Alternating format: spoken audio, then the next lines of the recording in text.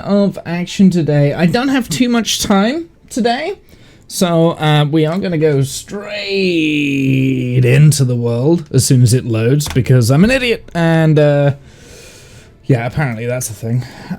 Yeah, so basically we are just going to be continuing doing the sugarcane stuff. Like, that's pretty much what we're going to be doing for the foreseeable future, kind of thing, until the sugarcane is completely done, 100% done kind of thing. That's what we're going to be doing. I think last stream I haven't really done too much off stream, but there's a few things. So I brought this all up to level, all of this. We kind of went round and did the glass, so the only little bits that we've got left to do is the wall on this side, which we're gonna get to as quickly as possible today. And we're just gonna, like, basically do everything that we've been doing in the past. Now, obviously, over on this side and this side in the future, we've got the redstone wire that needs to go in there, so we can you know, play a little bit of cautious approach with that, I think. But other than that, I mean, I feel like we should just get going today, and I'm in the mood to do all sorts of stuff. And yeah, you know, I just want to kind of like get a lot of this done now. Like, I mean, we've been working on this for a while, right? Like, I feel like it's time to start working on other projects. And maybe the whole format of me doing it all little bit at a time, one thing at a time. Why do I have so much crap in my inventory? Jesus Christ. Okay, let's get rid of some of the junk, because that's just not gonna cut it. I don't need that much. This. We don't need this much of that, and we don't need those emeralds either. I'm not quite sure why I've got the emeralds in my inventory, but I've got the emeralds in my inventory. I can't remember what I was doing last. I mean, pretty much the last I played this was just before we did the words before we did D&D last week. So, you know, it's been a minute. Ooh, right, okay, let's take all of these emeralds out, and we're just gonna place them in.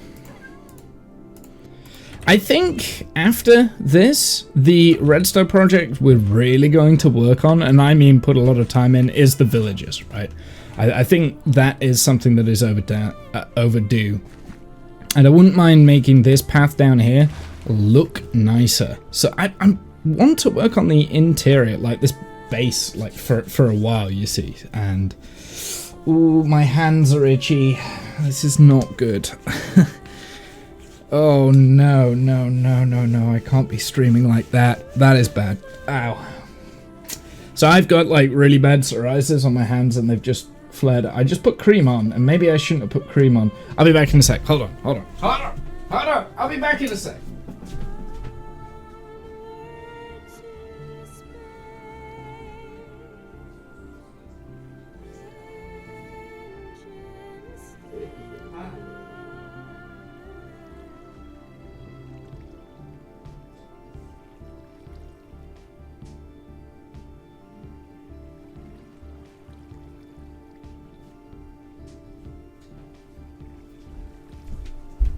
It was a mistake. It was a mistake putting cream on just before I was about to start streaming. That's what that was. Oh no, they are not going to drop. Fuck. I hate this. I hate my skin at the moment because it is literally like fire ant crawling all the time. I'm suffering with it. But that's fine. We will get over it. Okay, let's get rid of this. I'm actually going to dig all of that out there, and we're just going to leave that, I think. And that'll be because it'll give us something to aim for. Let's head in this direction here, and I'll just figure out what.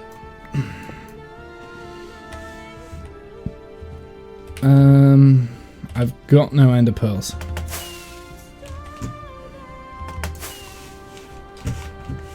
This is fine. This is exactly where I needed to be. So let's do that, because that is non-negotiable. Got to have that there at all times. But what we can do, we can pull this in. And then I think I will go back in that direction. So then that means that we can do this. This also needs to go.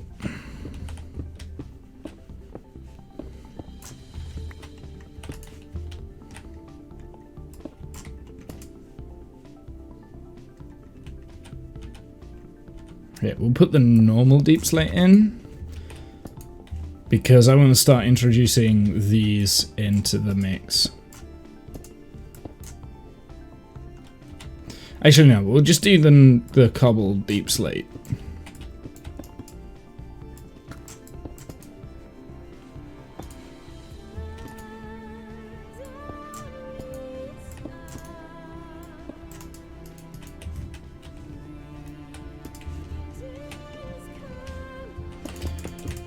There we go. Again, it's just a matter of like placing the glass down. Then once the glass is in and we're good, then we can move on.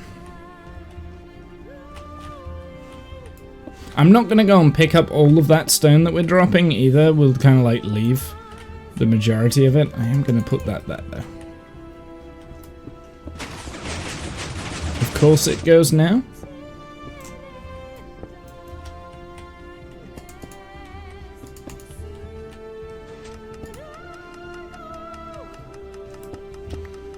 Of course, we will have to redig holes and tunnels and all sorts of stuff.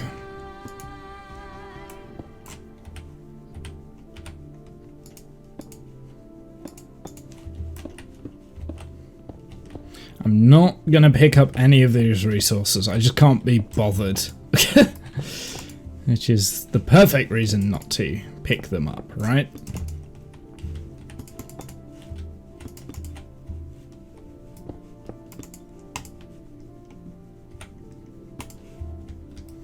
Okay, let's fill in the glass here.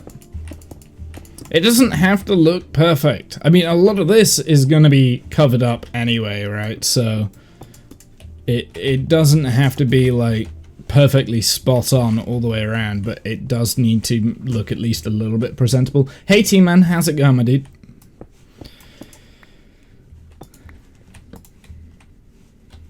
Let's do that. There we go, and then we'll put that in there. Nice.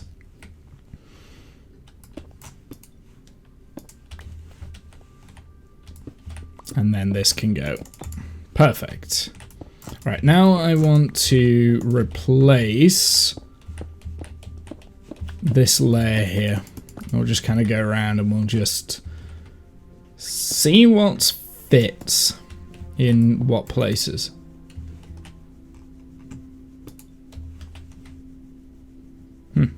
Might work.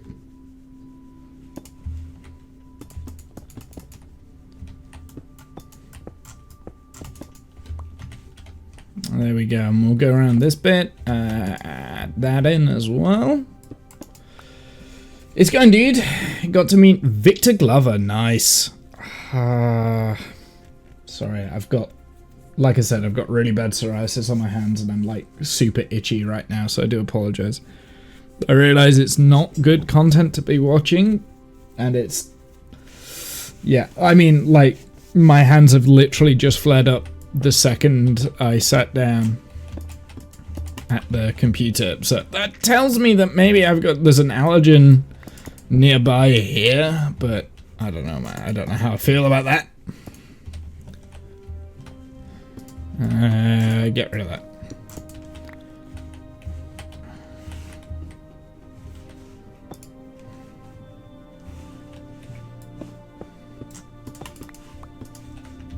There we go. Okay, so that should now Go all the way around on that layer. Perfect. It does.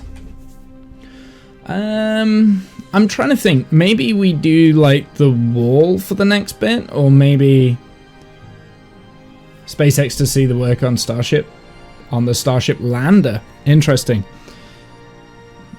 Because we all know Victor Glover. Was he crew mission 3? Or was he 2? No, he was crew 1. Victor Glover was crew 1. Victor Glover was crew 1. But he is also part of the NASA space moon mission-y things. Right?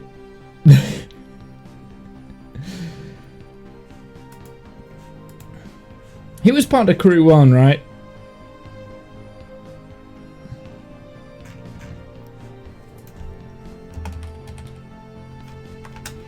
Is he also one of the named ones from Artemis 2? I can't remember. I know Christina Cook's one. And Wiseman was the commander. Reed Wiseman. Yeah, Victor Glover's also the pilot. Okay. Good to know. And Jeremy Hansen is also mission specialist. And now is on Artemis 2. You answered the question after I'd already answered my own question. Tiny cup. Tiny cup.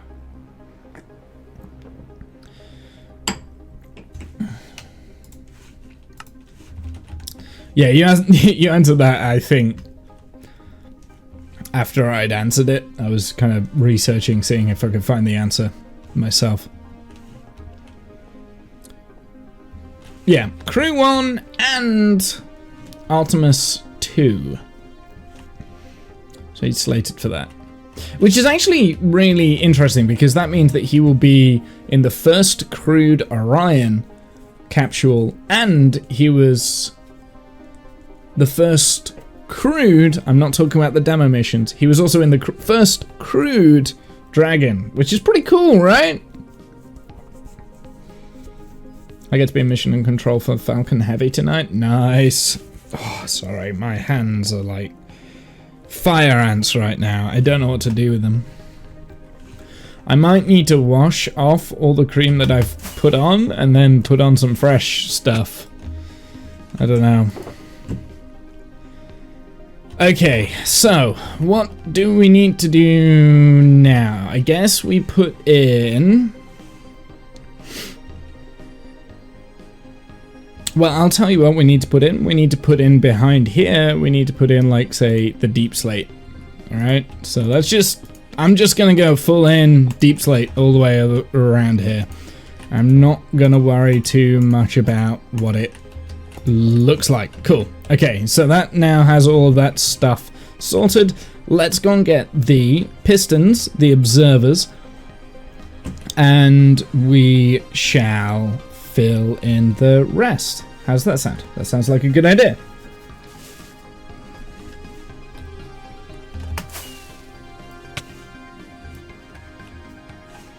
Right, let's empty out my inventory because I don't need this much deep slate.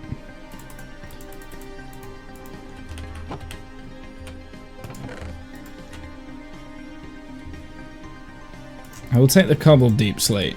I don't need that much. Hey, King. How's it going? Ice King of Space. Welcome in. Welcome in. Yeah, I got to do some cool things. Yeah, I know. That's pretty cool. Observer. Piston. I need 32 pistons. We want some redstone dust, and we need the lime concrete. We need quite a bit of the lime concrete, so I might turn this into actual lime concrete as well, unless I've got some ready-made knocking around. We need the repeaters. We need a couple of sticky pistons. We need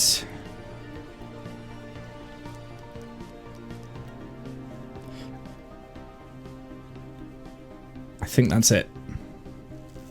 We're going to keep this glass with us because... Oh, I know what we need. Some sugar cane.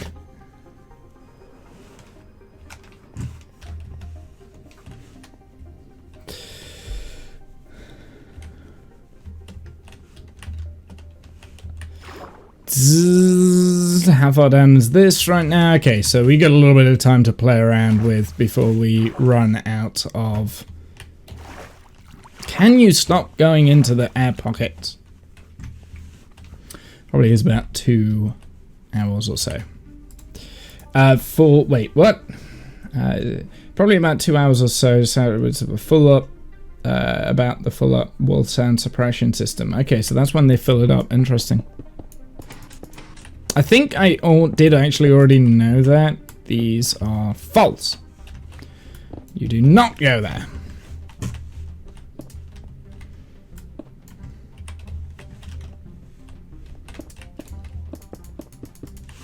There we go. We'll pop the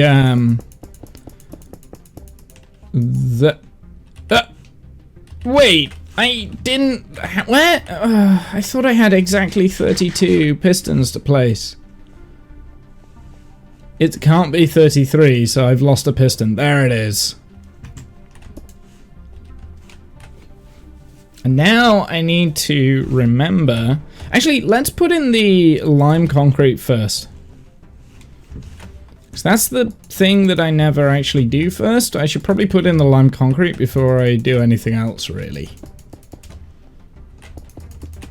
Because that's where the circuit is going to go.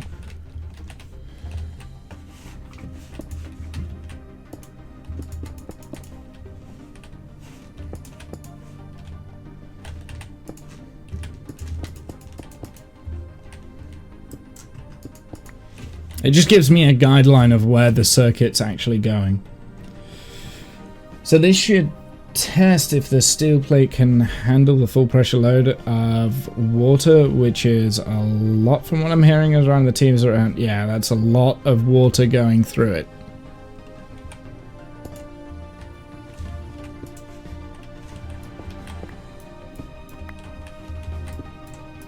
Okay, I'm gonna have to clear this out so that we can actually place this wiring in. And it needs to go 1, 2, 3, 4 in from here. So let's do that. 1, 2, 3, 4. Could do a neat little thing here where we just see a little peak of redstone on the other side of there. Should keep the rock tornadoes away, we hope. Yes. Well, from what I understand, it is a little bit overkill, but hey, like, when you have, if your launch pad is literally obliterating itself every time you launch, I don't think anything's overkill.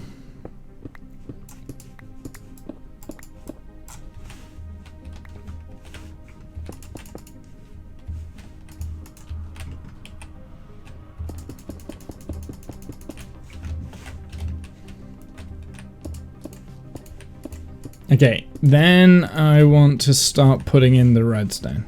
Overkill is better than not doing anything, exactly.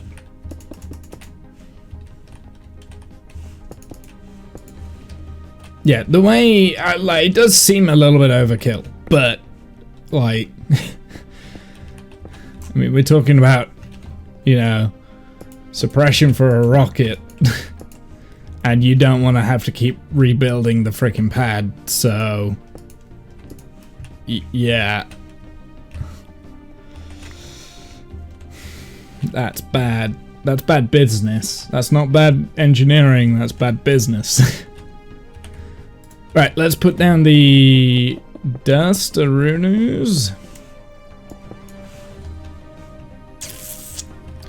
I can never remember which way round the dust goes on here. Tell you what I'll also do, I'll put in these sticky pistons.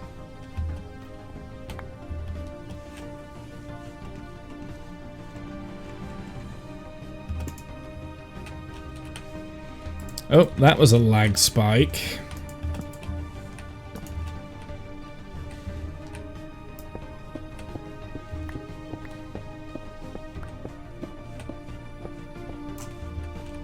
It must have been like harvesting or something.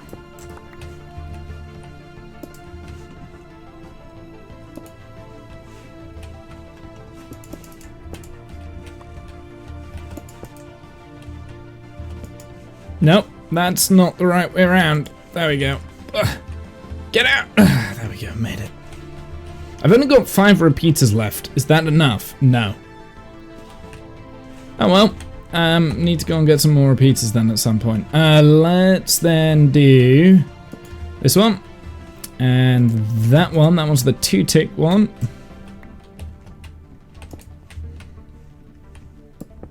Whoopsie.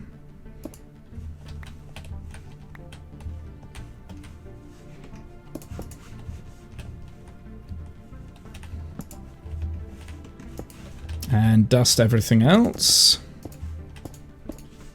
Boop, boop, boop, boop, boop, boop, boop. I think the bit that I enjoy the most out of this is the dusty bit. Did you see the updated Neutron design by chance? I have not, no. I don't have chance, in all honesty, to like keep up to date with rocket stuff. I wish I did, but I don't. I just don't. I don't get the time to be able to do that. That one should be the 2-tick. It looks like a 2-tick.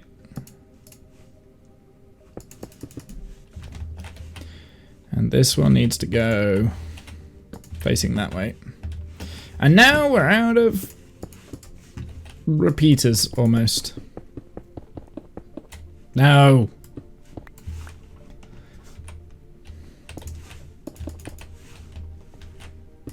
This one. So we should only have 2 repeaters on this one, I think.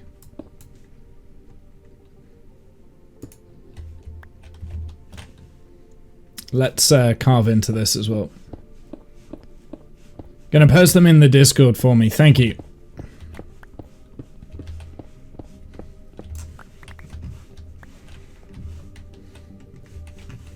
Yeah, no, I like don't. I legitimately do not have time to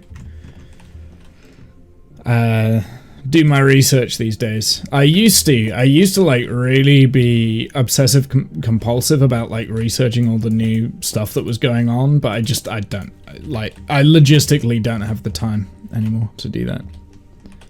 My schedule is a lot tighter than it used to be.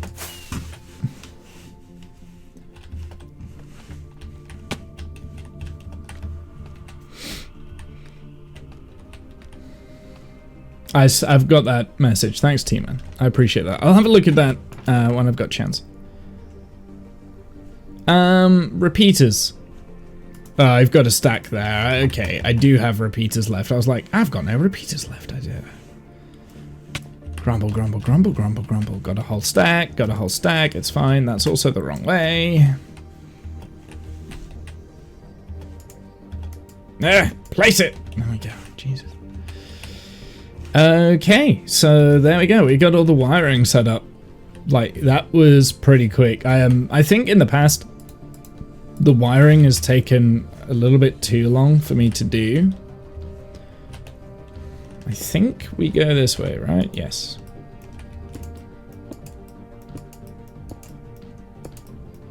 But I'm definitely getting faster at this. Oh, lag spike. What is wrong with my PC right now? No! I didn't want that there.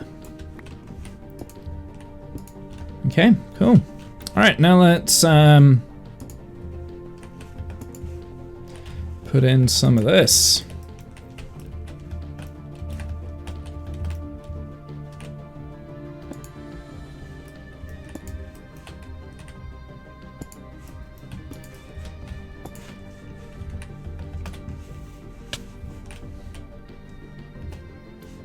Do you know what I really wish I had? I wish I had slow falling.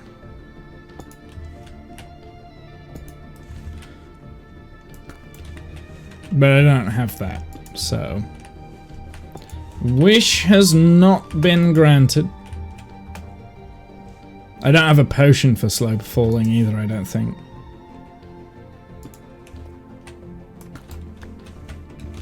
Why do I want slow falling, you ash? Hahaha, doesn't matter. Also, it has deployable landing legs, and Peter was saying we don't need deployable landing. Wait, what? I missed a bit.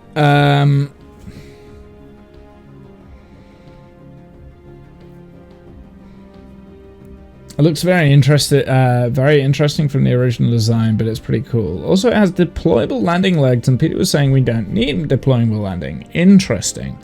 Wait, the new design by Neutron has deployable landing legs? Huh. Because that was not the interpretation that I got from it when they announced it. So yeah, it must be either I'm missing something here, or it's fundamentally changed. And I feel like I do miss things quite a lot, but if you're also saying that some things have changed and you were saying, you know, like it's quite an interesting update. I'll have to have a read. I'll have a look, see what I can figure out. Not that, I mean, I feel like I feel like these days, like, even if I try and like figure things out, I'm definitely not the sharpest tool in the shed.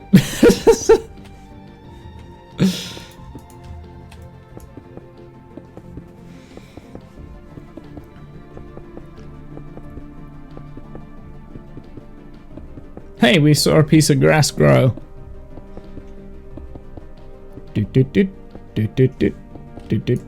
And finally, this all the way across, and then we're done. We're done with this layer. Oh no, we're not done. We need to do the walling, which is the bit that takes the longest. So let's go and focus on that then, I guess.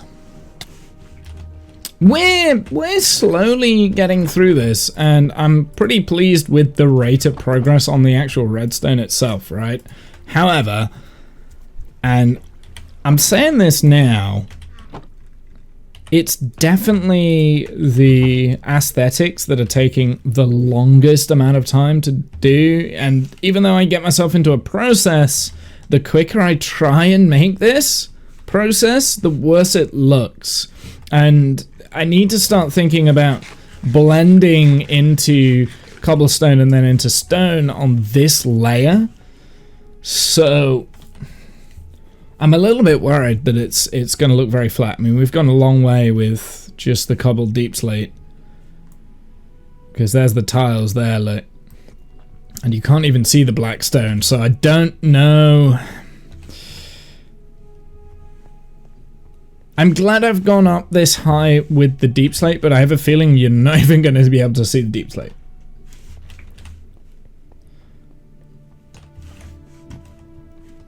When this is all done. Just because of the fog effect, right? Because that fog effect is quite strong. It's stronger than I thought it was going to be.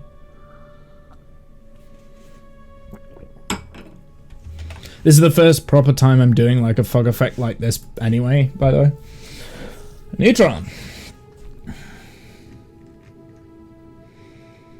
43 meters, 7 meter diameter, fairing 5 meters, payload to 13 tons.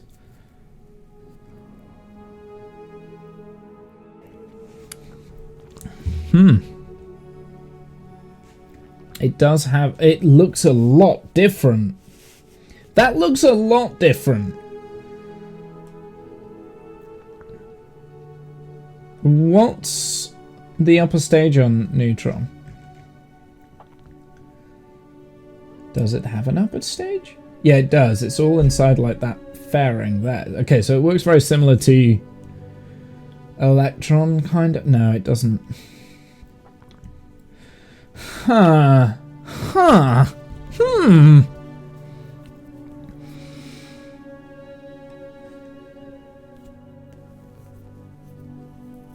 I'm not gonna lie, I really like the idea and the concept behind Neutron. Like, it's the sort of thing that I would make in Kerbal, right?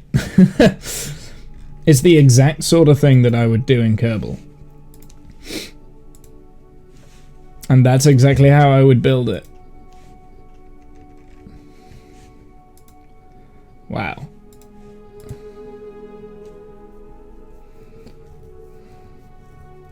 Yeah, then the upper stage is like a Neutron upper stage. Interesting. Interesting. It seriously is exactly how I would do it if I were to do it in Kerbal. Like, that's pretty close to how I would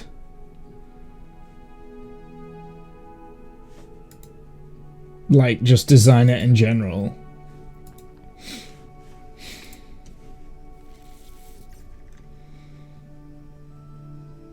Numbers have changed. Yeah, I noticed that. I was just having a look. Hey ma'am, how's it going? Okay, so let's do the next layers, and I'll go up as high as this level of glass, maybe. It's going good, good. I'm glad it's going good, dude.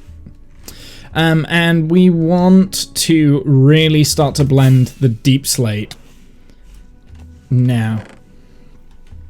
Like, we want to be placing more deep slate than we are cobbled deep slate on this layer. And we didn't really place the deep slate on the last couple of layers, and we should have.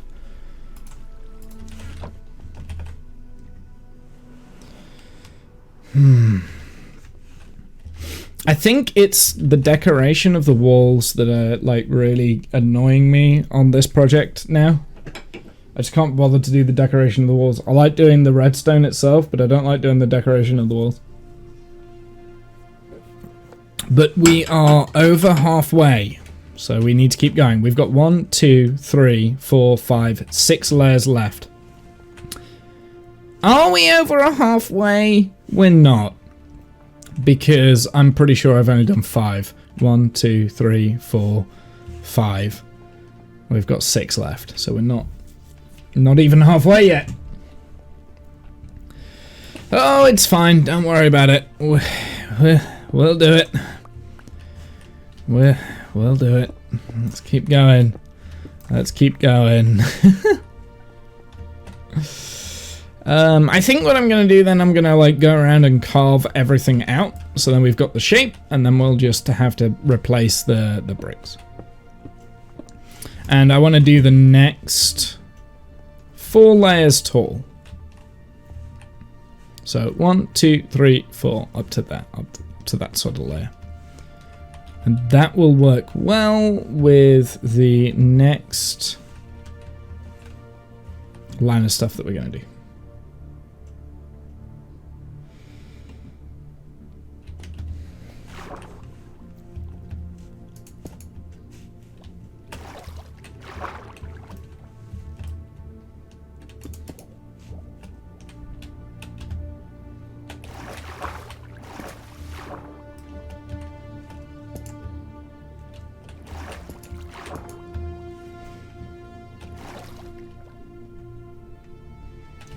Okay. Get rid of those. Don't need that. So that is now the deep slate facing away.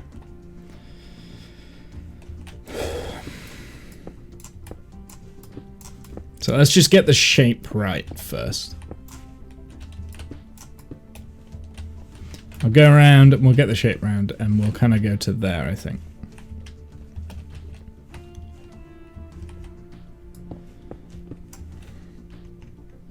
I said I'd go around and get the shape right, but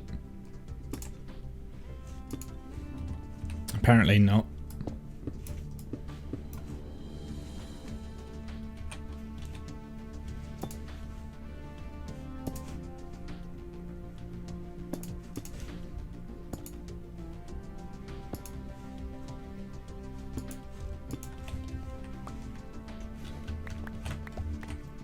I think I can do the majority of what I want to do with this with just the deep slate, actually.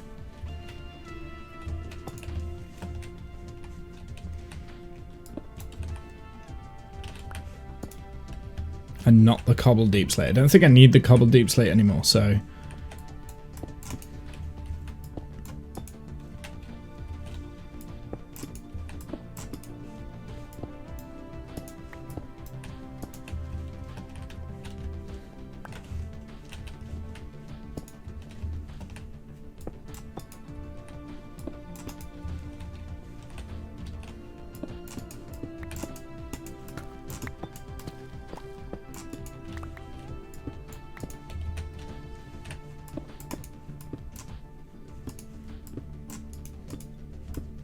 Because some of these we can do as like diagonal ones, which will make it look darker.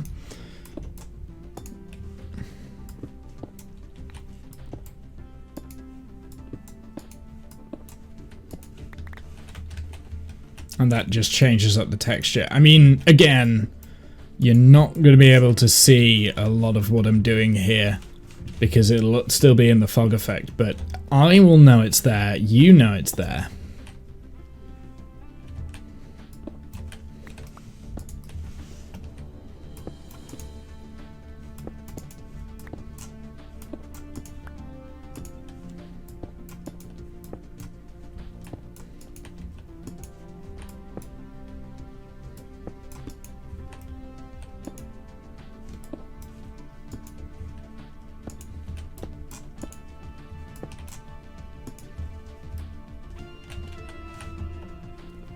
And I'm just like building this part of the tunnel up. And then we'll kind of like just wrap it around. We're also getting ready to move crew toward tower parts for 40. Nice! Oh, nice. Interesting. Is that always been the plan then? To make Slick 40 a crew tower as well? I wasn't aware that that was going to be a thing.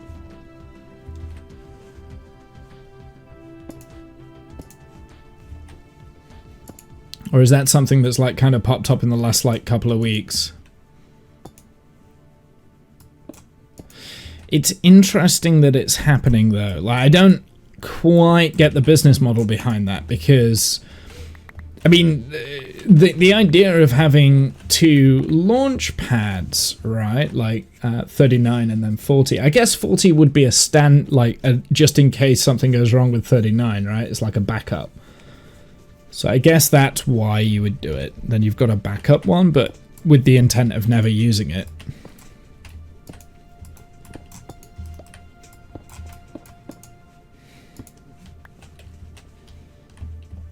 It's like, as in, you know, if you destroy the launch pad for whatever reason at 39A, you can still launch crew from 40 in a pinch.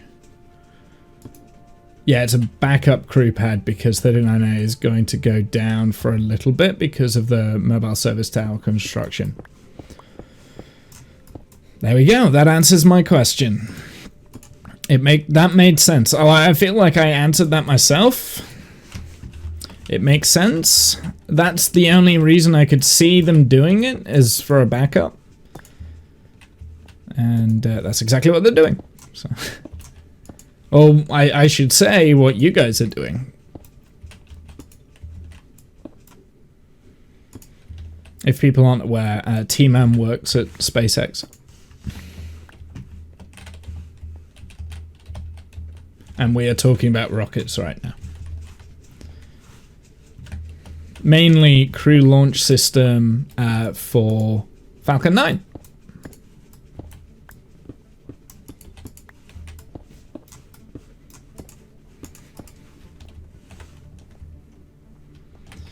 Okay.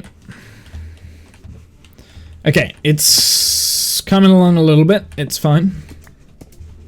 So I definitely feel like this is a little bit more tiring than it needs to be. So we need a better way of doing this, I think.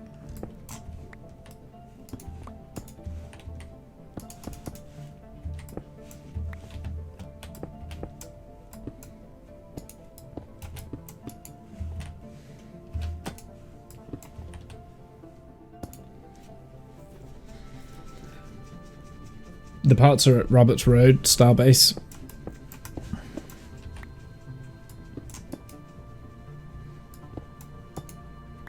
Hashtag full nerd now. Yeah, not just an armchair nerd, you're actually a rocket scientist. Well, engineer. Rocket engineer. I can't give you scientist yet. You don't get that quite yet. You got to go into a different line of profession, more into the research side, I guess, to be the scientist. Besides, we all know that engineers are more valuable than scientists. Let's be honest. That's a bold statement to make, Womble. I'm gonna get in trouble. So I'm gonna leave that exposed, right? This little bit here. So, whoops. So whenever that fires, very briefly, you'll see a gap.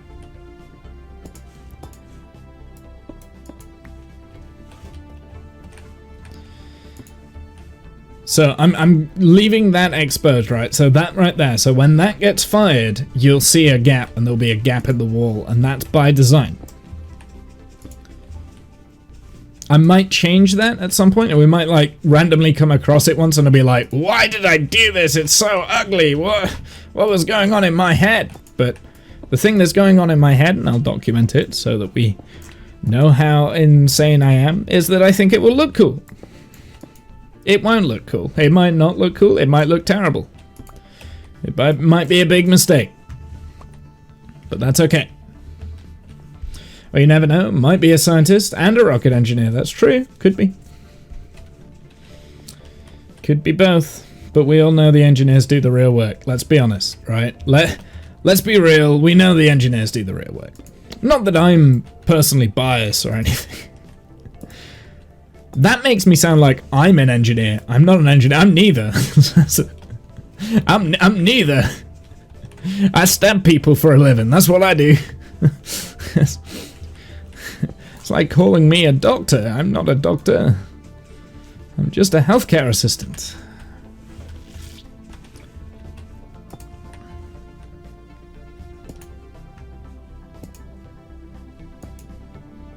Apparently I'm going to look at 41's tower for ULA. No!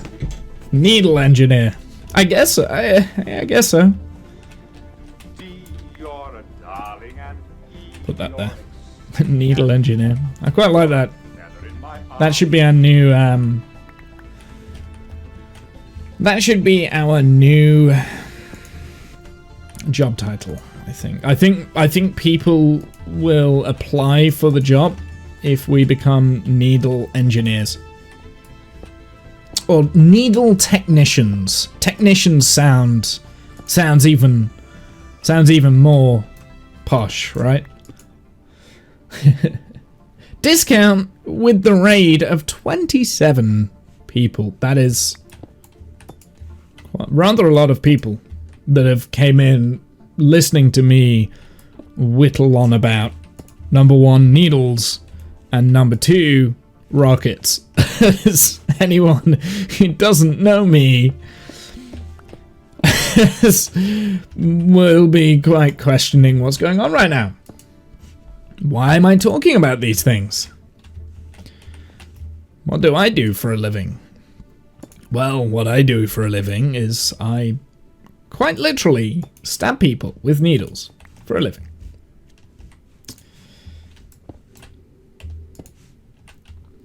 That is my job. I work in blood donation. So anyone who wishes to donate blood in the UK, you know, they have to be screened, they have to be health checked and all that sort of stuff, and I'm the one that does all the screening, and then I do the needle and I take the blood, if it is safe to do so. So that is my job. I'm quite proud of my job, so there is that. I enjoy it quite a lot, so you'll hear me talk about it. A phlebotomist, correct. I'm a phlebotomist. It's a little bit more in depth than just phlebotomy, though. A lot of people think that the job is just phlebotomy, and they fail at a very major hurdle. Because realistically, what the job actually is, it's customer service. Do you get to pick the needle size? No, it's 12 gauge. It's set at 12 gauge. Everything's 12 gauge. They're fucking big needles. I think the NHS, our healthcare service, they only work with one other bigger needle, and that's the epidural needle, and I can't remember what gauge that is. But yeah, 12 gauge for blood donation. Stab life for the win.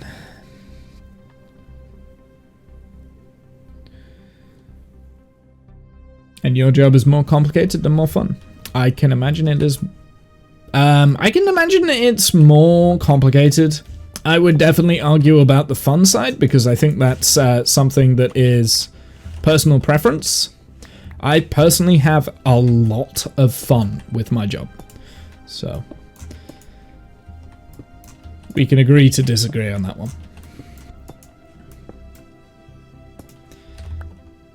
Originally, the job that I have now was supposed to be a stopgap, and I'm now looking at potentially going on and pursuing a full-time career in it. Well, I mean, I am doing a full-time career, like I work full-time, but as in like a more stable career with like in the healthcare profession. So potentially, maybe one day I will actually have some form of qualification.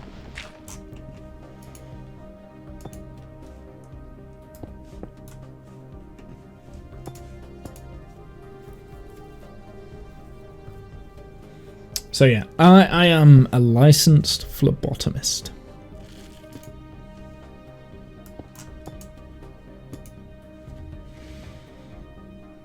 But like I said, it's more in depth than just the needle bit. Like you've got to have a fairly good grasp on medical conditions and this, that, and the other, and other stuff. And I could dig right down here. Okay, so this I'm going to actually replace with a torch so that we don't get mobs. And save some blocks. I get to work on giant explosives that could wreck everything. Well, I mean, you know, yeah. Like, I'm not saying it's not fun. I'm just saying fun is subjective. That's my argument. And personally, I don't know. I don't know whether I would prefer to work in engineering in terms of like rocket science. I mean, obviously, I've got an active passion for rocket science, right? Like, and anything rocketry, I do have like anything space related, I've got an active passion for. Like we're all aware of that. Everyone here is aware of that. That's kind of how this stream began, was with space-related content, mainly Kerbal Space Program and that sort of thing. So I mean, like you know, I've got a huge passion for that. And my original decision a couple of years ago was to go back to university, or go to university, because I never actually went to it in the first place, and study engineering. And I signed up for like a little course, and you know, I was doing this, that, and the other, and you know, I was doing university things and did engineering, and I just wasn't enjoying it. I think the issue I had was the course itself wasn't really adequate. It was a bit flat. It was a flat course, I guess. So it was also cheap as well. It was what I could afford at the time, and the reason why I could afford that was because I pulled what was supposed to be a temporary burner job as a phlebotomist. And since I started the phlebotomy stuff, you know, I've really got a liking to the job itself, and yeah, I kind of decided that was something that was a lot more realistic, because there's not really like engineering work in the UK could lead to potentially space-related stuff, if that made sense. And if there was, it was going to be very difficult to get into, especially with where I live. And I didn't fancy doing the whole like gamble thing. Let's sell all of my assets and properties just to get through school and not know whether I would actually do what I wanted to do. Or I could kind of like stick with the thing that I'm doing by mistake and actually really, really enjoying and kind of get through with that. So that's kind of what I'm doing at the moment. So you think having a backup crew tower at 40 is a good idea? Yeah, I think I talked myself into it when you mentioned it. Because like I was like, my gut instinct was like, why the hell would we need that? You're only ever going to launch crew once every couple of months, right? And it doesn't take that long to recycle the tower around.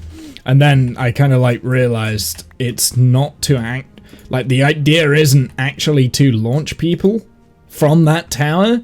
It is for it's a backup. That's the whole point, right? You need a backup in case something goes wrong. And also you can take 39A offline and do works to it, which they need to do, and still be launching crew on Dragon. So it makes a lot of sense to do that. Like that, it's, yeah. Basically, long story short, I wasn't really thinking when I made my initial assumption.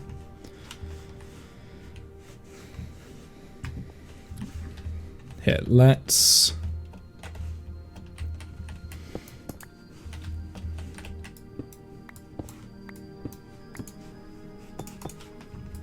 get this bit.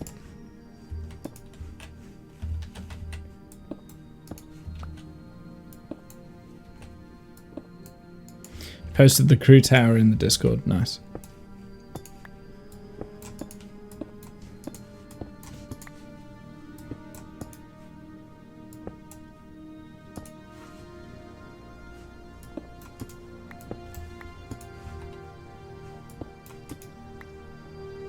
Okay, there's gravel there. Better get the good old spoon out. And I can't. I need some torches or something.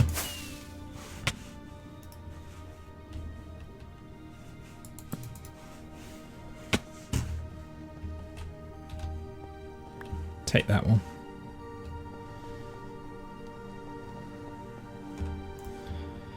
It'll be the second crew tower on the Space Force side. Will it? Which one's the first?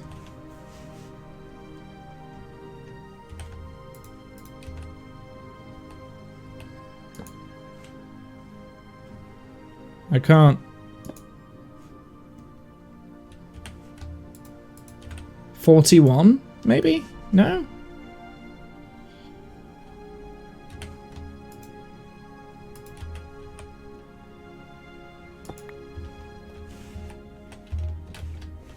Which one's the first one? The first crew tower on the Space Force side. Yeah, 41. Okay, yeah, of course. I was right. Okay. Yeah, it is 41. Yeah, because that's...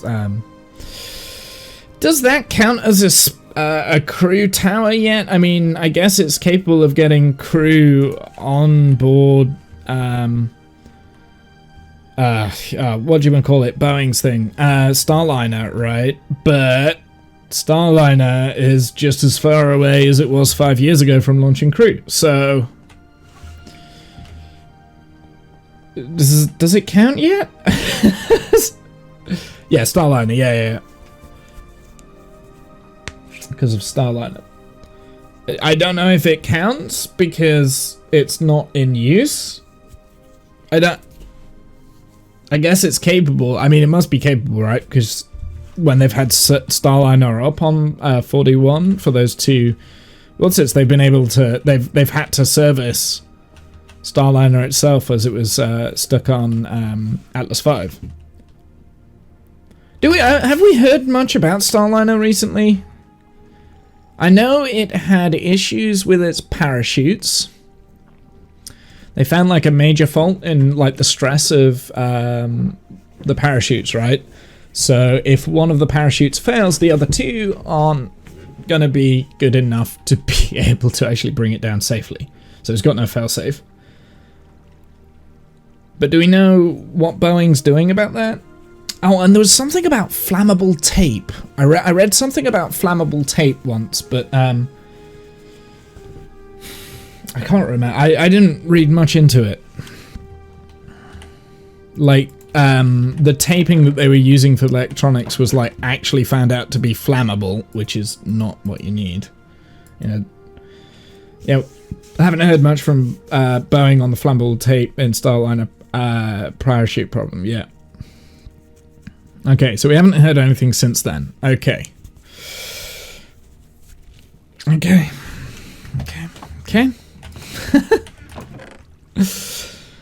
Yeah, I mean, honestly, I would have thought, after finding the flammable, I thought we were going to hear that they were going to cancel the whole thing. Like, they were just going to say, nope, that's it, we're done.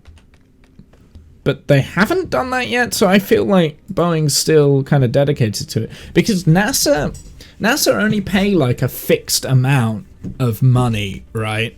Once Starliner goes over that, Boeing has to fund Starliner themselves. Wouldn't surprise me if it is shelved. Starliner, yeah. I mean, I feel like the parachute problem was like a fundamental flaw that was overlooked very early on and shouldn't have been overlooked very early on. However, like, the US does need a backup crew launch system, right? So I don't know, maybe NASA will be able to lend some more money towards it, I don't know. Because they can't just rely on Dragon. As much as I love Dragon, you can't just rely on one launch to orbit system. You can't do that. They did that with the shuttle, and then when the shuttle went offline, they had nothing. Like, do you know, you can't just rely on one system. They haven't learnt this. Also, Boeing is paying this out of pocket. NASA ain't taking any of it. Yeah.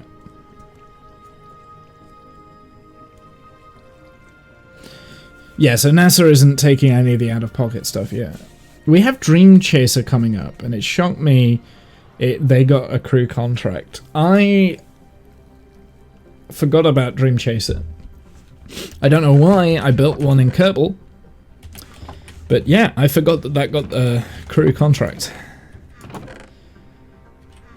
I think it showed that maybe NASA didn't really trust Boeing. So they were like, let's go for the third option. But, I mean, you can't just rely on SpaceX. You can't do that. You can't rely on just one provider to get you up to low Earth orbit. Especially in the current political climate. You know what I mean? Like, you can't do that.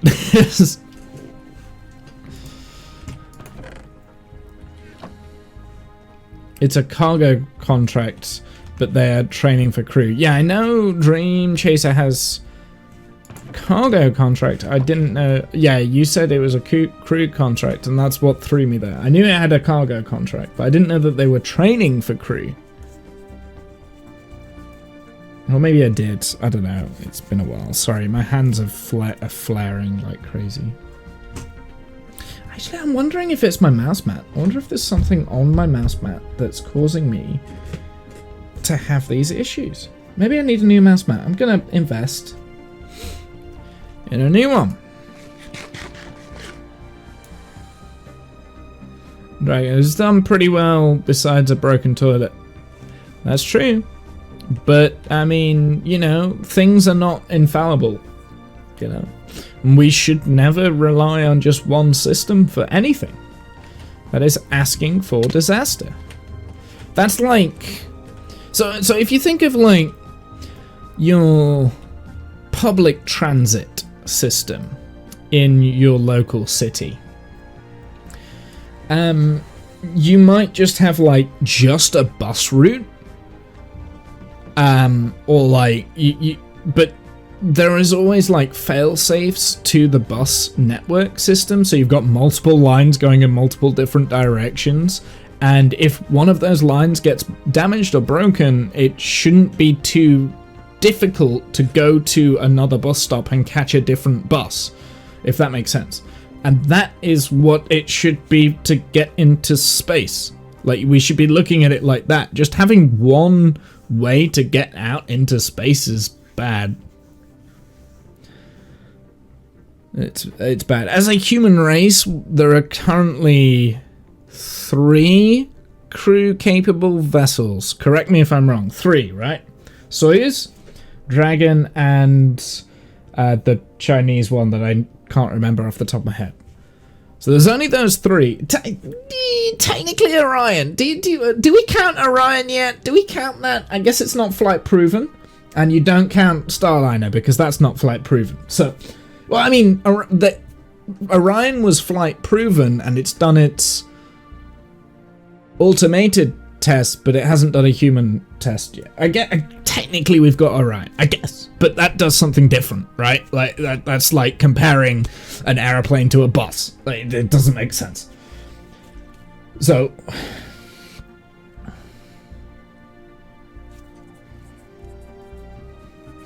Look, I do like the look of Dream Chaser. I love the look of Dream Chaser.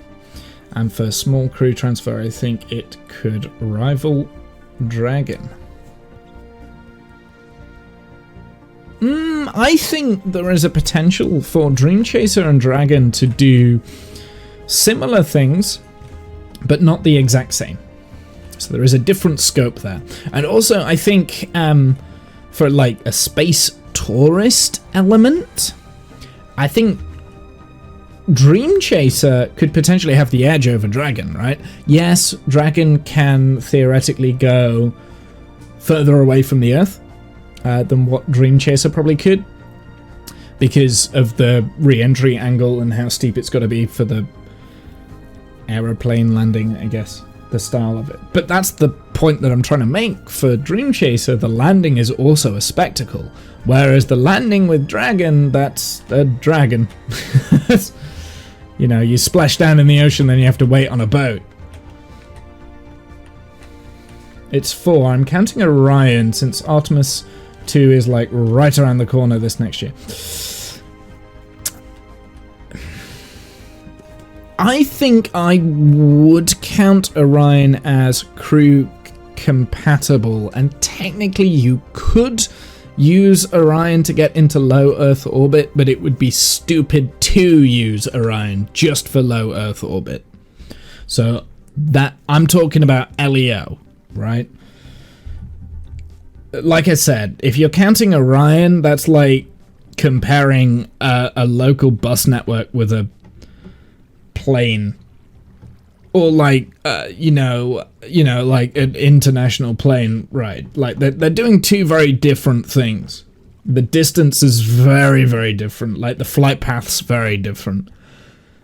So I mean, I'm counting Orion because it's crew ready, right? It's ready to go. Artemis 2 is right around the corner, but it's the wrong sort of transport, if that makes sense. Does that make sense? That's why I'm not putting them together. Yeah, it could do it if we needed it. I mean, it could. you could take a plane from, like, you know, but it would be very expensive. Like, yeah, like, to cross the country. Now, okay, so I'm thinking of a small country like England, for instance, right? It's very small. Okay, let's think about states. States in the US. So you could use a plane to, say, fly from... hold on. I need to. Okay, so like you could use a plane. Actually, I'm not sure if you can, but you could use a plane to fly from Dallas to Houston, right? You could do that. Like that would be the very, very quick way of doing it. I would imagine the cost of that would be quite high compared to, say, getting a train. I don't know if there is a train network already set up between Dallas and Houston. I could be wrong here, but I'm guessing there probably is. Although I know America's train network is a lot different than it is in Europe. Like, Europe has trains everywhere. We've got rails everywhere. So you could do that, but why would you get, like... I'm talking like a 7... like a 787 or something like that, something that's designed to go internationally. You're using the 787 to fly from Dallas to Houston, or you could get a train there. Do you know what I mean?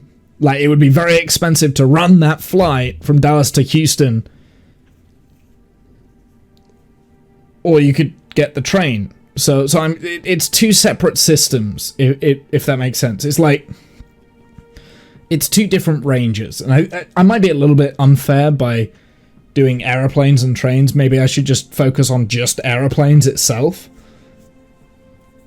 So like a smaller, say a 737 compared to a 787, right? So you could fly the 737 from Dallas to Houston, or you could fly the 787. Like, they're two very different systems designed for two very different things. Does that make sense? Also, Neutron is getting crew rated. Well, technically, Ariane 5 was crew rated, so I don't know how much stock I would put in that. I wonder if they're going to do a crew capsule. Maybe. I mean, a lot of rockets have been crew rated in the past. They just haven't had a capsule, right?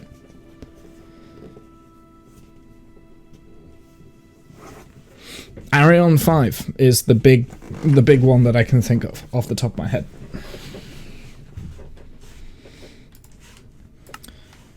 Of course, Ariane 5 had a spaceplane design that was attached to it called, was it the Hermes? Hermes spaceplane, was it? I don't know. So, like, putting Dragon and Orion next to each other is a bit unfair. Maybe not for Dragon, because Dragon does have, like, that extended range that it can do. Like, it's going a lot further out than most capsules, but I still think the core design of Dragon is not designed to go to the moon, whereas like Orion is designed to go far out to the moon, kind of thing. You know what I mean? Do you get what where I'm coming from here? Is like the range is what is different, which is why I'm not quite counting Orion as a feasible alternative to do low Earth orbit transit.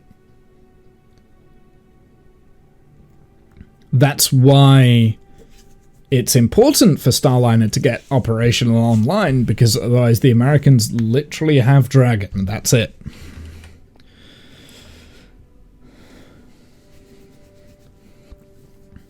Dragon has the most beautiful interior ever. Correct, it does. It is very Tesla. Okay, so I guess we start work on the next. I need to see if I can sort out my hands. And I realise I've already been away once. From the screen trying to fix my hands, but I need to do it again because I'm suffering. So I'll be back in a second. Just bear with me.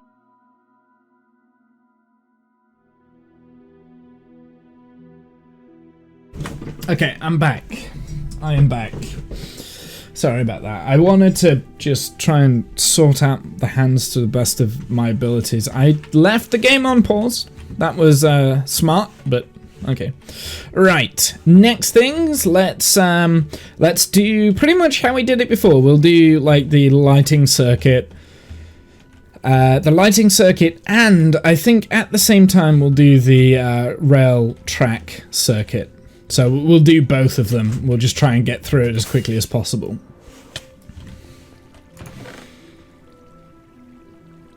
I'm going to put the torches in there for the time being. Okay, so lighting circuit, we need the yellow concrete with the torches.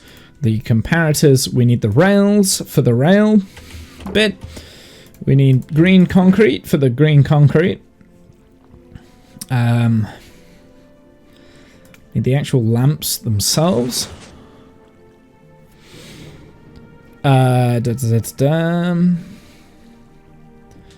Powered rails, very important, very important.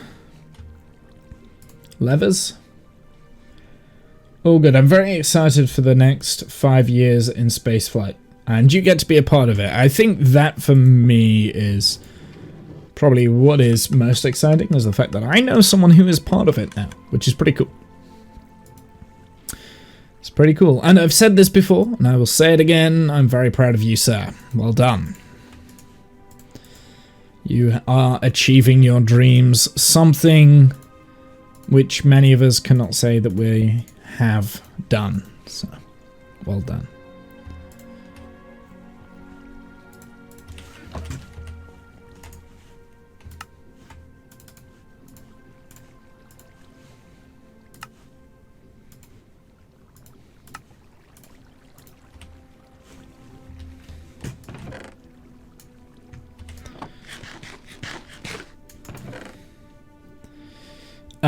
I need a sticky piston, some observers. We need more nerds like us, correct. The closest I've got to space is spacing out, exactly, right? Good evening, sir. Good evening, Turing. How are you? I'll take this as well. So I'm planning with this trip to do... Okay, we'll take the deep slate, and I'm gonna start taking cobblestone. So we've got the deep slate and the cobblestone, so we can start playing around with things. And what I'm planning on doing to, like, with this trip down, we want to do all of the yellow circuits, all of the green circuit, and maybe why is that there? How did that even get there? What? Wait. What? How? How did that? I don't understand.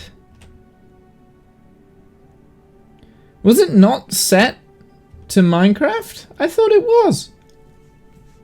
It should have been set to Minecraft. Huh. But how does that... I don't...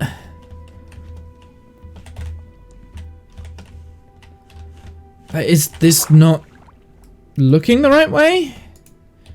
Dropper's looking the right way, so that it's not the dropper's fault. How did that even get there? Like, how? I don't... Was it me? Did I drop it? I don't think I dropped it, right? No, it's one piece of sugarcane. There's no way I dropped that.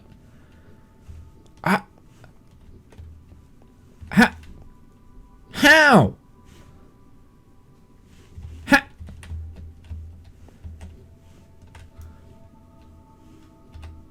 Nope. I didn't want to do that.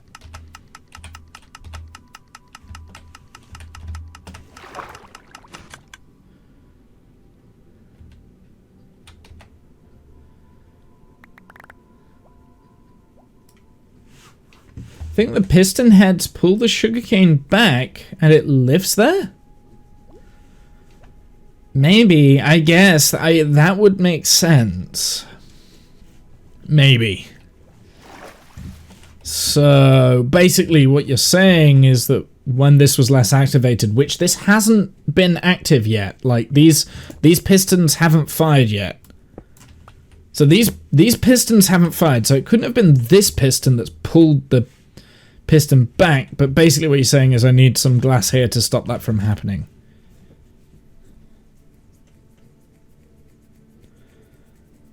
But those pistons haven't been active yet. Because this whole circuit is untested at the moment. I haven't... Oh, my hands!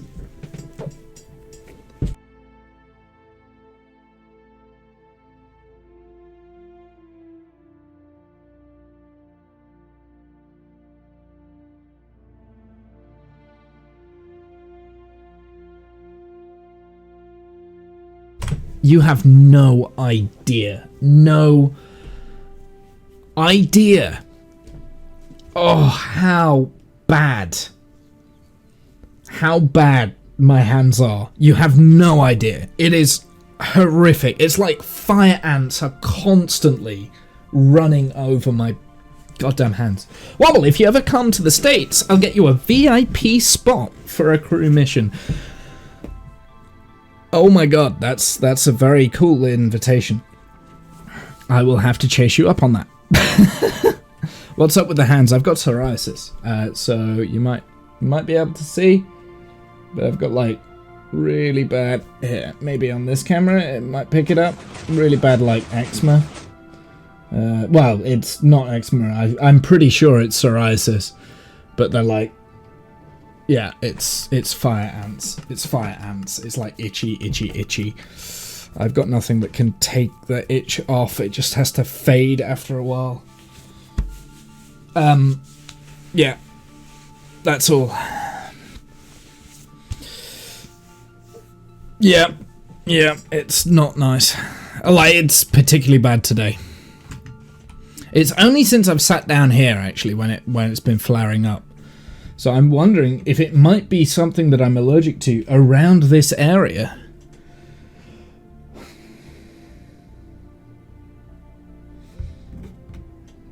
And the only thing I can think of right this second is the mouse mat, because that's really aggravating. Looks painful. It's very painful. It's been worse than this, than what it is right now. It's been a lot worse. But it's like really bad itchy, and I just need to like scratch my fucking hands off. Oatmeal wrap in muslin thrown in a bath can help.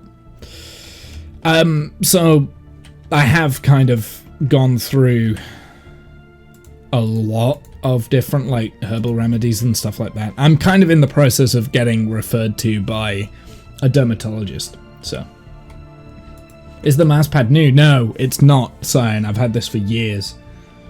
But I'm wondering if the mouse pad itself has picked up something that I'm allergic to, and it's kind of like infused into the pad, or I've become intolerant to something that is on the mouse pad. Maybe that's something that I'm thinking of right now. Anyway, I could be way off. It could be something else. I don't know. But like I said, it's since I've been sat here today, the moment I started streaming, they started really acting up, and I'm trying to figure out like what it is. I need I've got like cotton gloves and stuff that I could put on, but I don't think that's gonna work.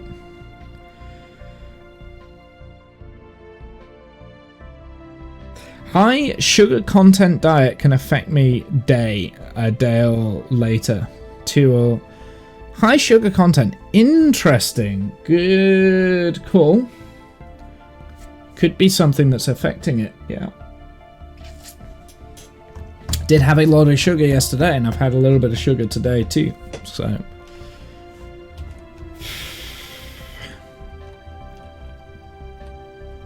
That's an interest. You know what? That is actually potentially, it could be a diet related. It could be something in my diet, and sugar might be. I might have an intolerance to sugar, maybe. I don't know. Also, lack of sleep in the high heat. Yeah, well, I didn't sleep well last night, and I am quite a, you know, I don't deal very well with the heat as it is, so it could also be that. Right, let's start putting this in. I think the best remedy is to make myself as distracted as possible. So we're just going to go around and we're just going to go and place a bunch of these. In fact, let's go and put the other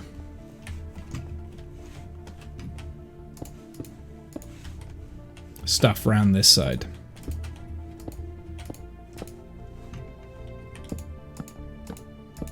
And this will free up an inventory slot as well. Whoops.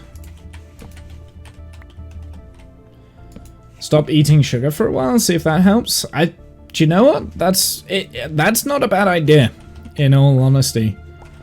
I could cut sugar out.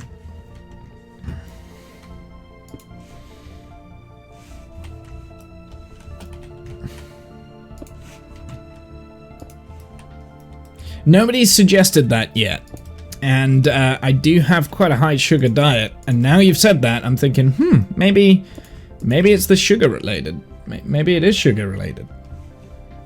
There's definitely some form of allergen somewhere in my home that has been aggravating it. It's something in my home. I've ruled out pretty much everything at work. So sugar related. I like the idea of trying to cut that out, actually.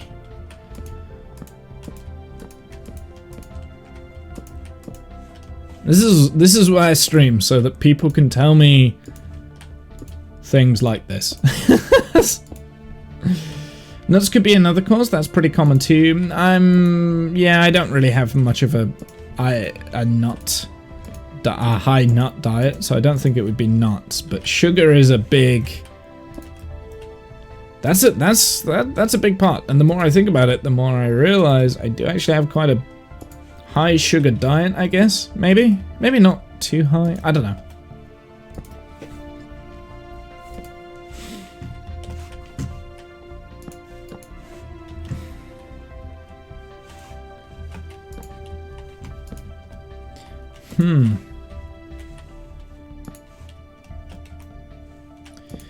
Sugar. See, this is the reason I stream, because I do learn things from you lot. Even though you're all idiots, it's fine. I do actually learn things. Or maybe it gives me ideas. Maybe learning is not the right word. But ideas is definitely a thing. It's weird though, because I've never really had psoriasis before, right? Like, it only came on within the last year. This like kind of intense eczema dermatitis, contact dermatitis / psoriasis. I don't know whether it is psoriasis. I generally don't know. Like I said, I've got a referral to a dermatologist. It's supposed to be in like a couple of weeks, maybe. I don't know. The referral has been made. They haven't contacted me yet. Could be months. But at least it's a step in the right direction, right? One more, you blithering idiot.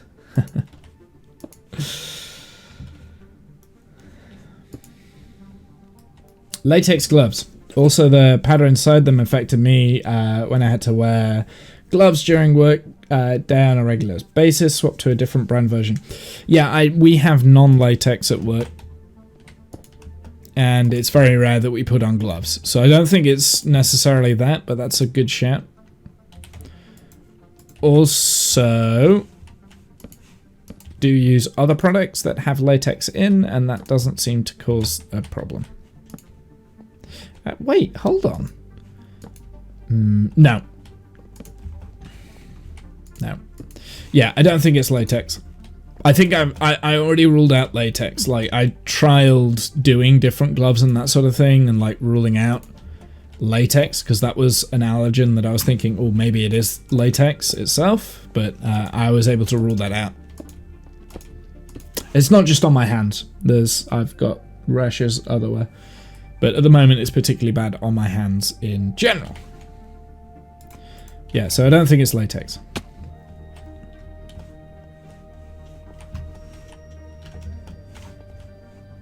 like I said, was able to rule that out not that long ago.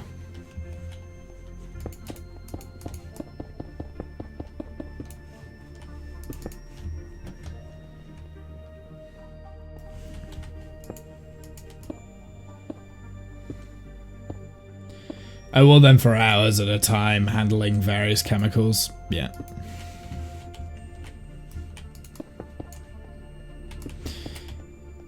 I've definitely got some form of allergen.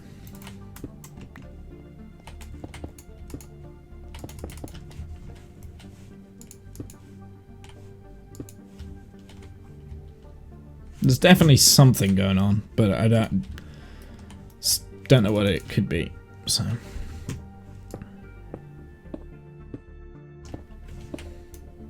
personally, I do think it is probably food based, but I eat so much food, like it's very difficult for me to kind of like narrow it down and say, oh, it's this food type.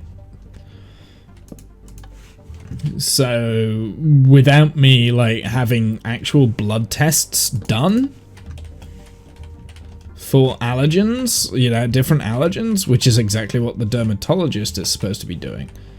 Or that's kind of their job. Like, without me doing that, like, there's not much I can do to kind of, like, figure it out myself, other than, like, randomly cutting things out and implementing them, which so far hasn't worked.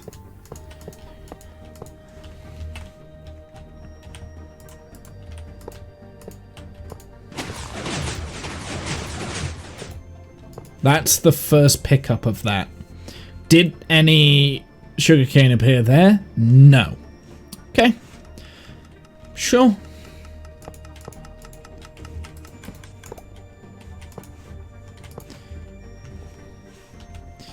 And let's complete the circuit. Oh. Can't be that one. I got that wrong. It had to be this one here. That one's the one with the... Because this is where we put in the boop, boop. And then now from here, we just complete the circuit.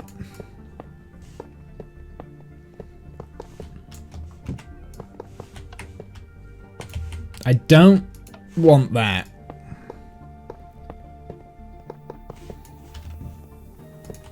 There we go, perfect.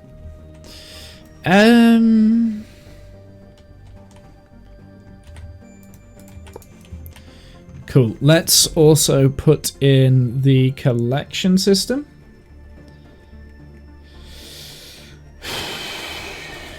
Ugh. I just need to, like, really not think about it. That's what I need to do right now.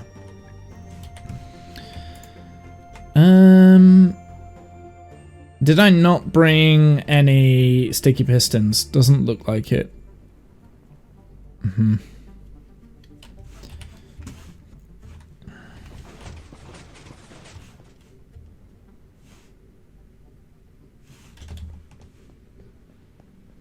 Okay, let's go and get some sticky pistons because I'm going to need them.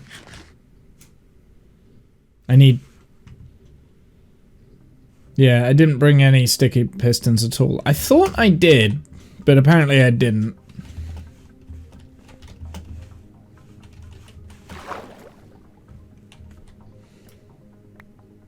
Wow, that's a lot of sugarcane that I'm now dropping.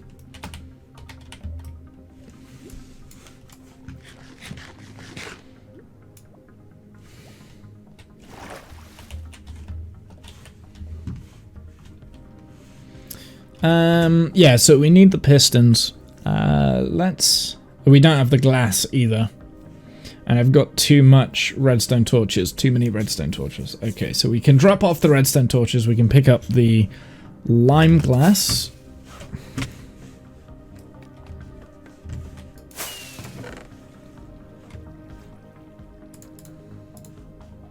I'll still keep the 16 on me. We don't need any more green concrete, so we can put that away. We don't need any yellow concrete, so we can put that away. Don't need the redstone lamps.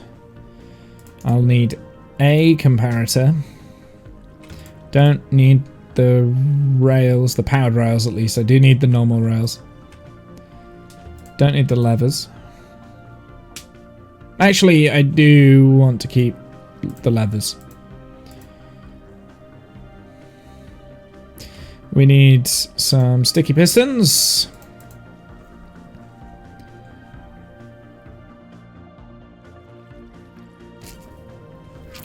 And some lime-stained glass.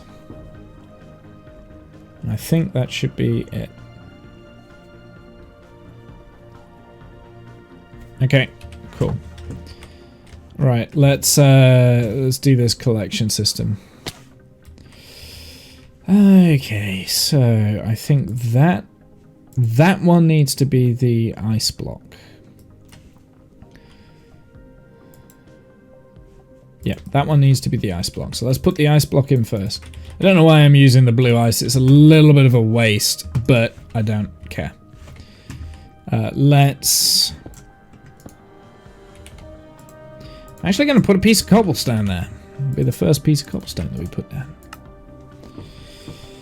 Hey, how do you deal with kids afraid of needles? So we don't... my niece is terrified of getting any shot. Hard to convince her it will be good. So no, the only... so I only work in blood donation, and only full-grown adults are allowed to donate in the UK.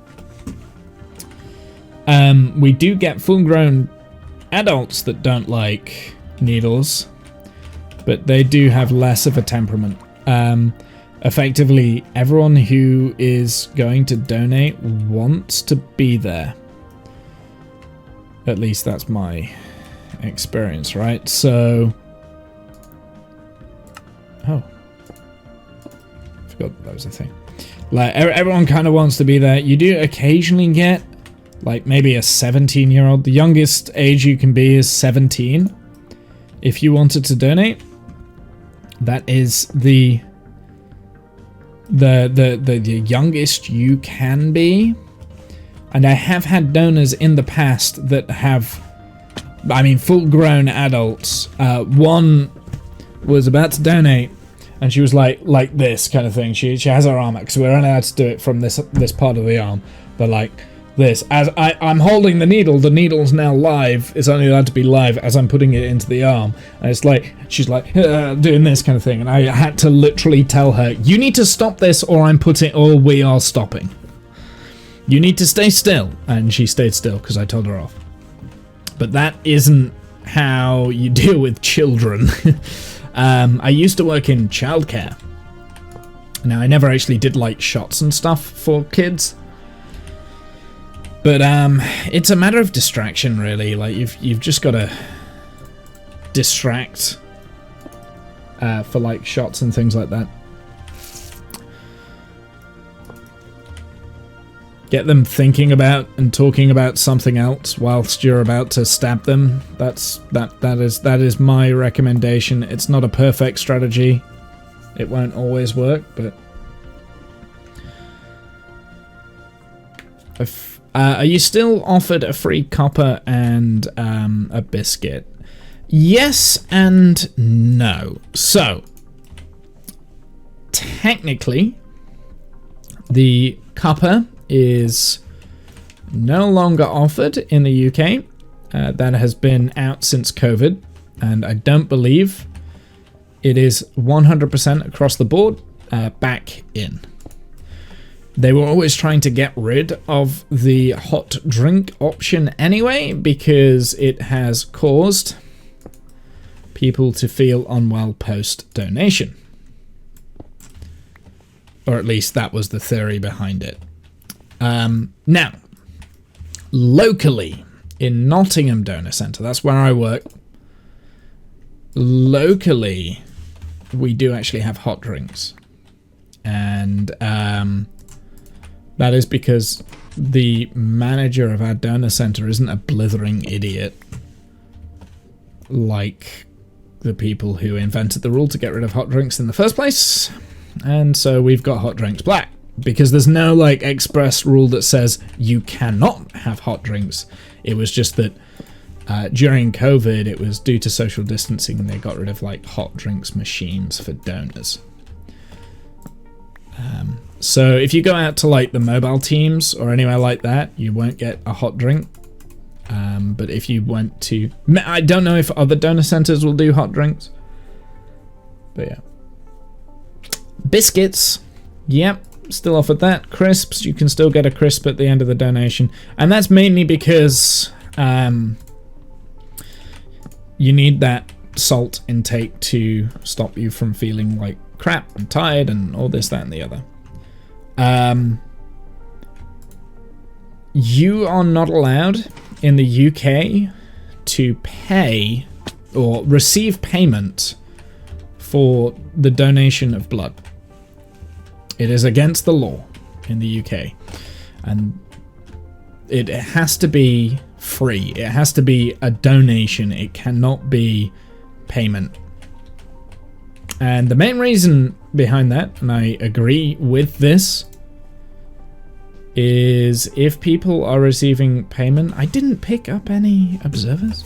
If people are receiving payment for this, they are more likely to lie on their screening process criteria, and we rely on the honesty of donors. So we need people to be honest. If people are lying, you know, and they just want a monetary payment or like some form of reward, that's all they care about. Oh, why do I always get that wrong?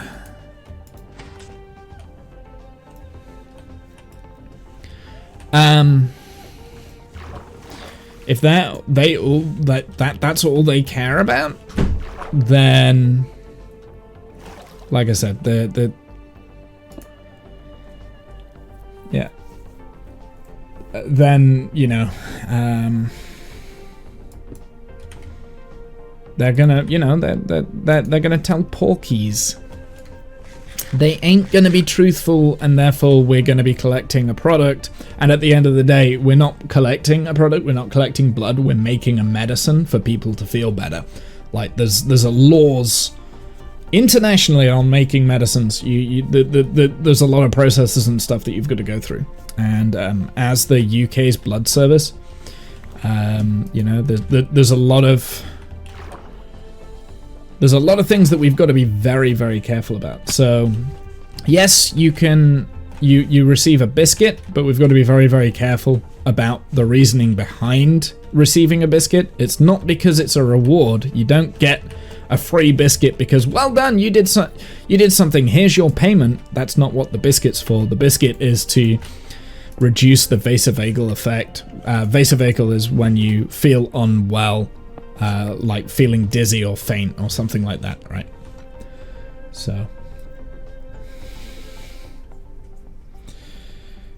they do juice in the US. Yeah, that's the most common thing. If you're a brand new donor, or if you've had a break for 2 or more years, you cannot have a hot drink. Like, that is a absolute rule. You have to have a cold drink, and it's usually juice or water.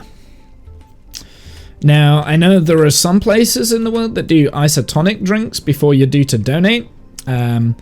The UK did a study into how useful these isotonic drinks were, and actually ended up turning out that they had zero effect, really. Like, so it is what it is. Yep, nourishment, not a reward. Correct.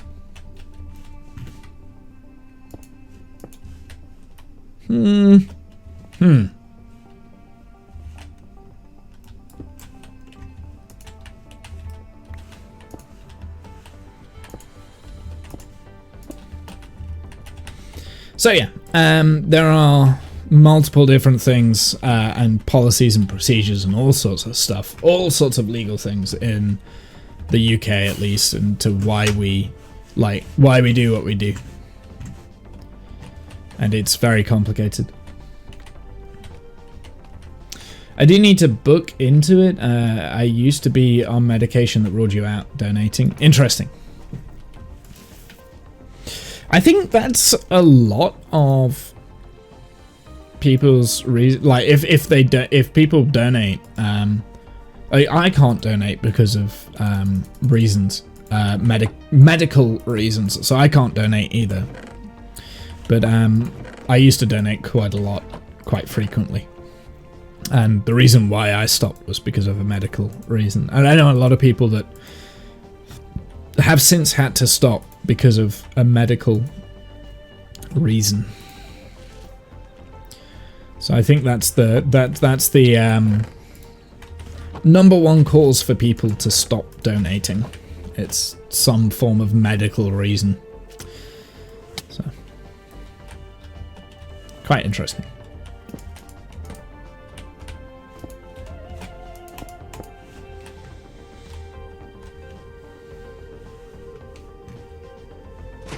Deception with good intent. Yeah, exactly.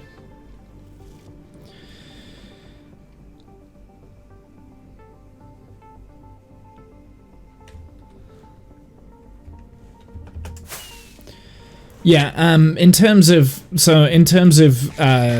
convincing small children to do things, incentive is a good, like, having some form of an incentive is a good idea to get someone down to have that, you know, like someone who doesn't want to be there. Incentive is a good tool, and distraction. When you're down there, just distract, I think. Like I said, I also used to work in education, and mainly with very young children, so I am reasonably experienced in getting very young children to do things that they don't want to do. Sounds bad, but I can also do that. But I've never actually taken bloods from children themselves.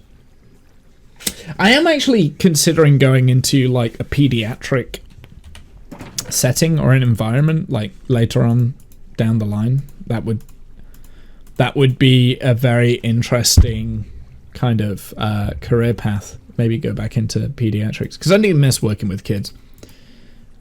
I was quite good at it. But at the same time, there's a lot of bullshit that goes along with the job. Especially working in childcare, there's a lot of stuff that goes on that you're just like, really, for fuck's sake. And it just weathered me down. It weathered me down. I was just, I'd had enough. Okay, so we've got the lighting in place. We've got all sorts of other things. I'm now going to change it up a little bit. We're going to go and do some enchanting.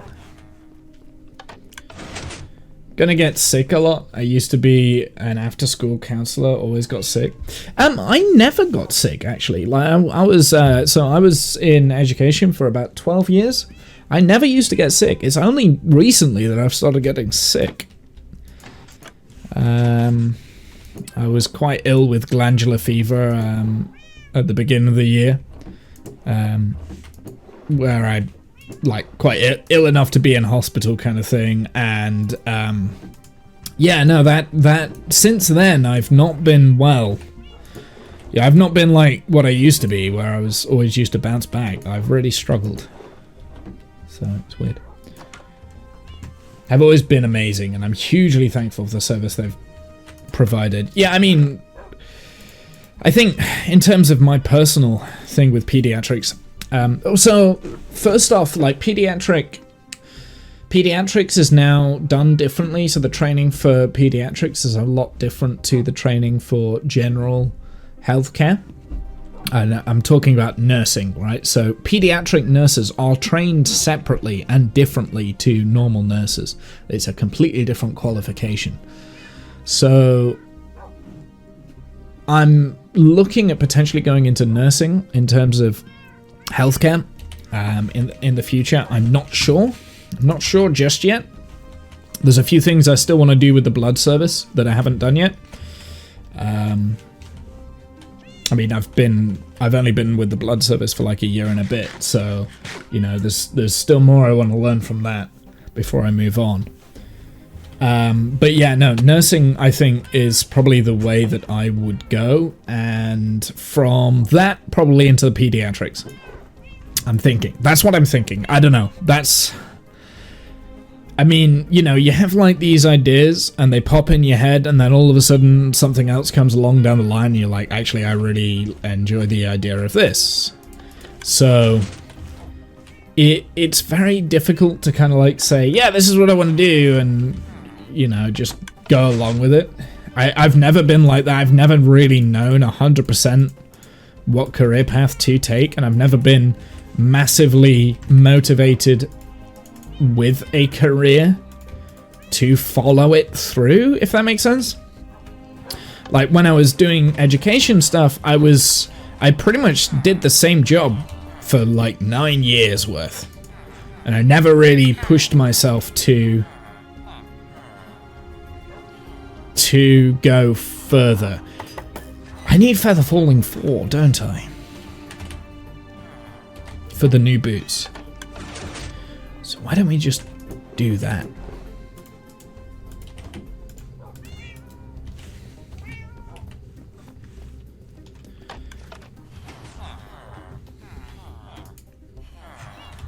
Let's just get Feather Falling 4 from 2 Feather Falling 3s. Right? Combine them. Right, before I combine them though, I want to see what the next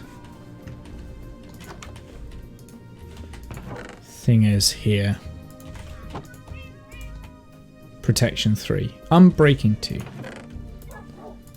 What is this sword? Sharpness 3. So I've got 30 levels right now, so I may as well use them if I can. Blast protection? Maybe the bow. What do we get for the bow? Unbreaking 3. Do I have Unbreaking 3 on that? No, let's do the bow. Yeah. Yeah, well, we'll take that and then we can combine those at some point. But that's not what I want to do. I want to do this. Feather Falling. So now I just need like the Depth Strider on these boots. Actually, do we need Depth Strider on the fire protection boots? Because when are we going to use the fire protection boots? It's in the nether. Does Depth Strider make any difference to how fast you go in lava? No. So do we need it?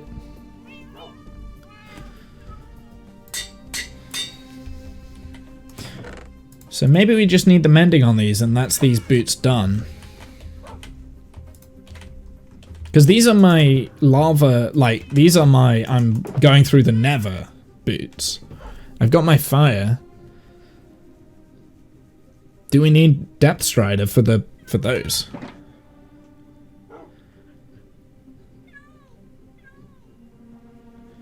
No, but we do need soul speed, right? What is the highest soul speed you can get? Is it 3?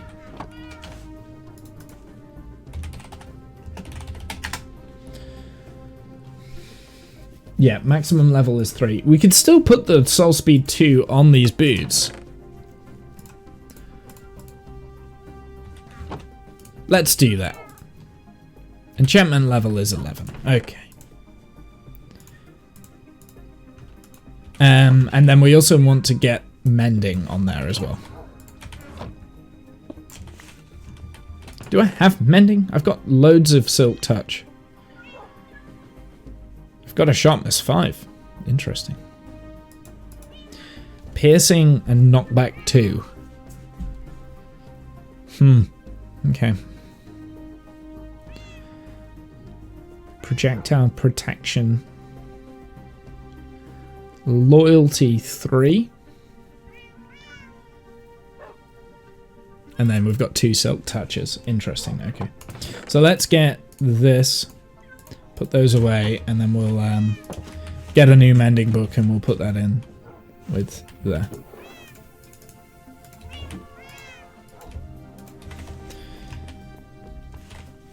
I guess if I wanted to, I could just get some more emeralds.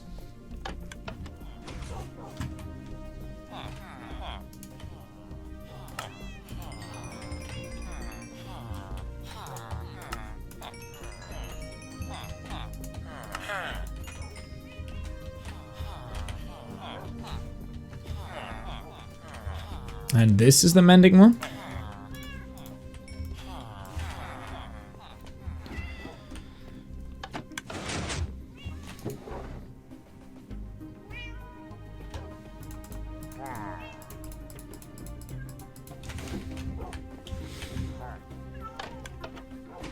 There's a cat.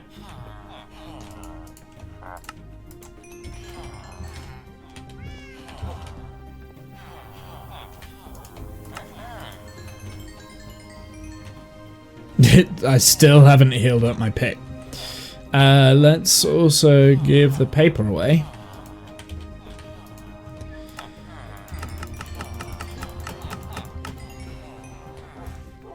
And we may as well use some of these emeralds for this, just to heal up the pick.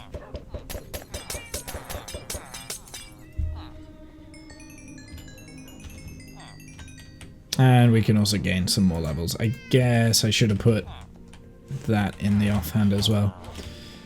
And we'll have to wait until it's daytime to be able to get the next trades. So we'll put the sticks away.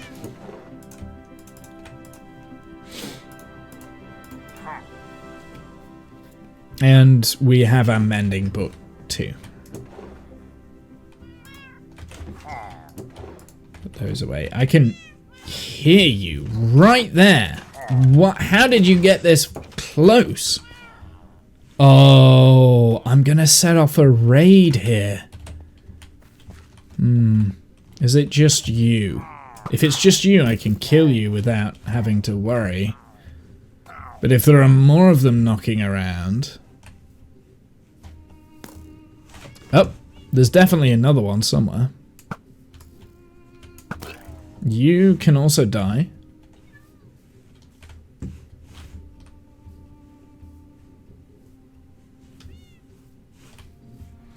I think we're okay. Because the last thing we need around this sort of area is a raid, right?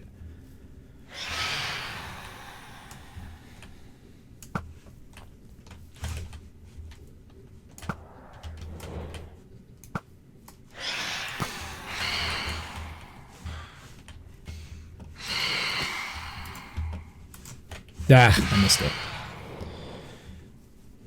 Got a boat for the flag bearer. No, I don't have one on me. But I don't see the flag bearer around, so... That should have been a critical hit. Why did you not die? You've definitely either been hit with... Oh, you did. Like, both of these must be on, like, 1 HP.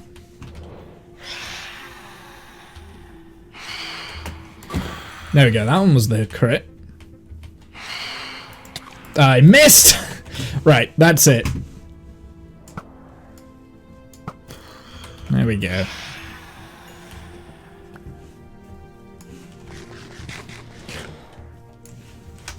Ah, okay, no. We're going inside. We're leaving the phantoms.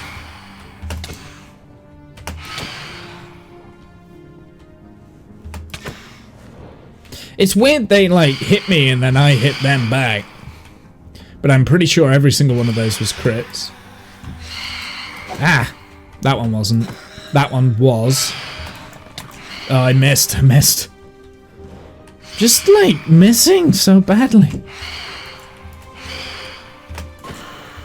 There we go, that was a crit. I could just get my smite sword. That would also solve the problem, I think.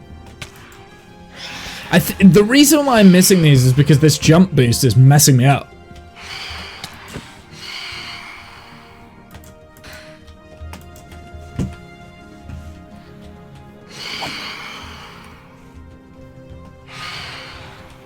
I'm having a little bit of fun. Don't like the phantoms too much, but hey, It is what it is. Oh.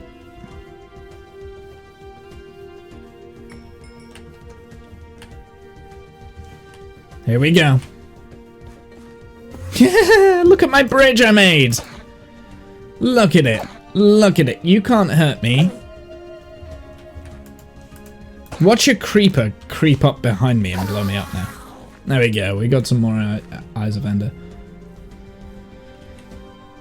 I meant Ender Pearls, not Eyes of Ender. They're different.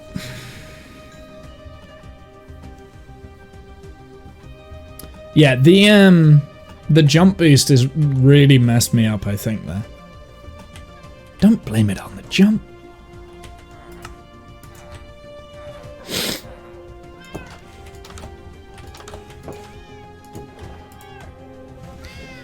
Okay, so we got the mending book. Let's go and put the mending book on those boots.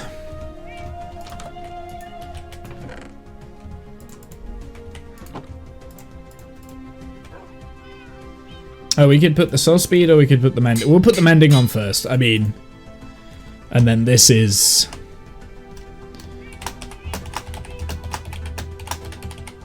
Oh, I can't rename them until I have like 16 levels. That's fine.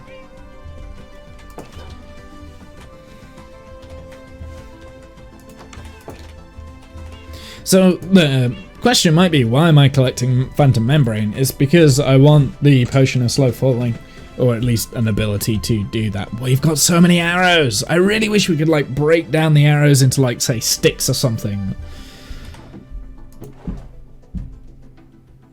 It would be nice.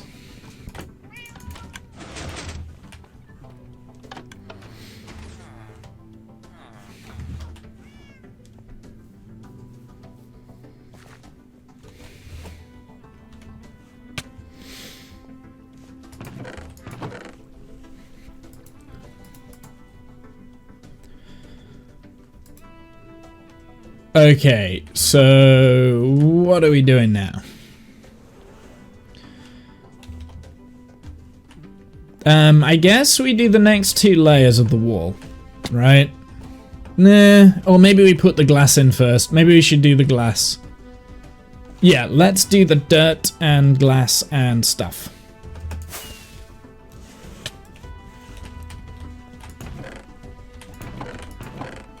What time is it?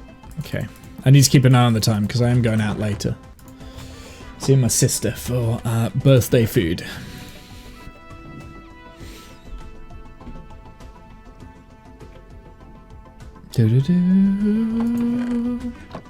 Okay, so we need the lime stained glass. So I'm going to take this. I'm going to take... See if I've got any white dye down here. I don't.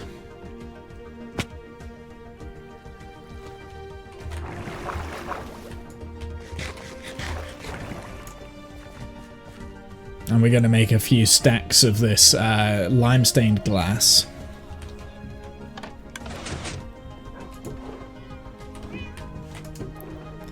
There it is. There we go. Lime-stained. Lime. I'm going to take all of that white dye down because we will need more lime.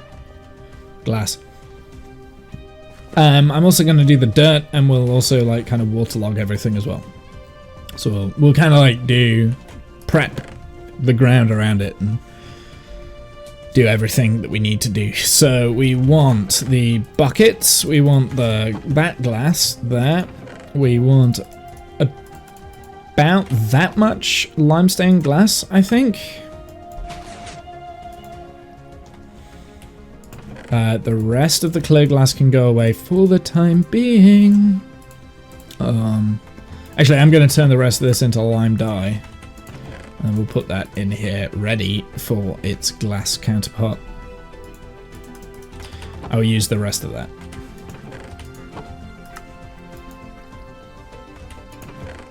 There we go. Okay, that should be enough glass to fill the wall. It might not be, I might have to come back up for some, but that's fine. What do we need? We need the dirt. I will take 2 pieces of grass. And we got the buckets, water buckets, that's good.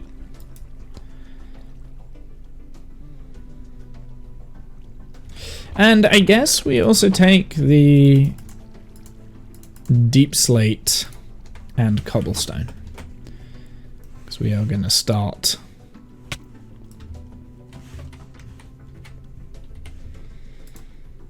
Okay, so we need to... Oh, it's the stairs. That's what I need. I need cobble deep slate stairs and cobblestone stairs. That was what I was after. I couldn't think what it was.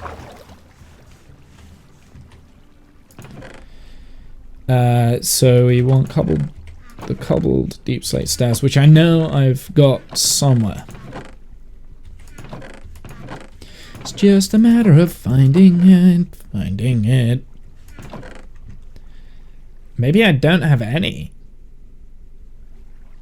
Okay, well, I guess we do 8. Because I can. And then the rest I will do some of these. I'll take 64.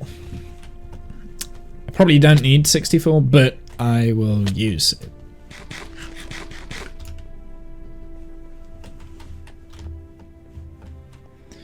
Okay, let's start doing this. I need to be very careful with that bucket. Let's keep it out of my inventory for the time being. Don't want to flood everything.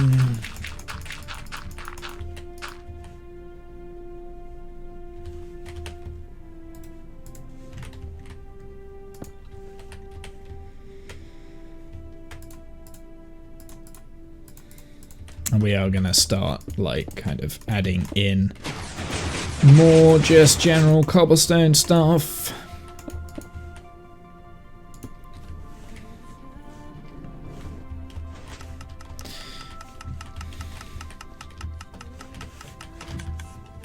I think that might be the only way that we've got left up to get up.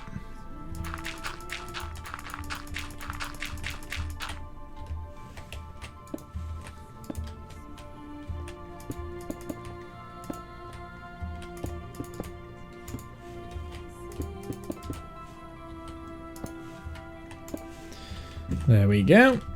And then from here, I do this.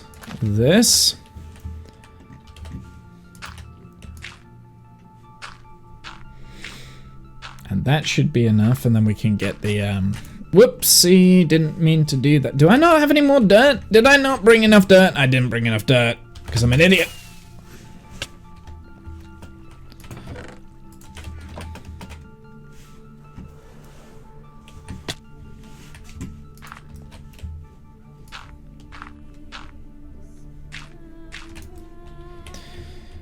Let's have a food.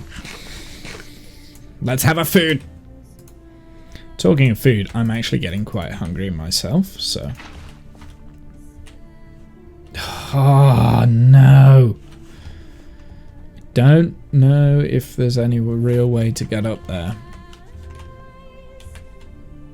I'll have a look, see if there's like a way around I can use. I don't think there is. I think we're all stuck.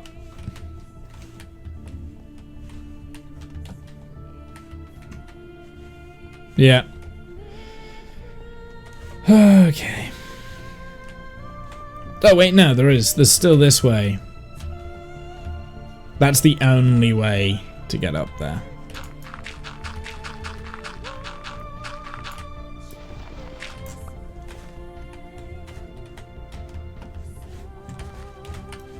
Whew. That needs to go.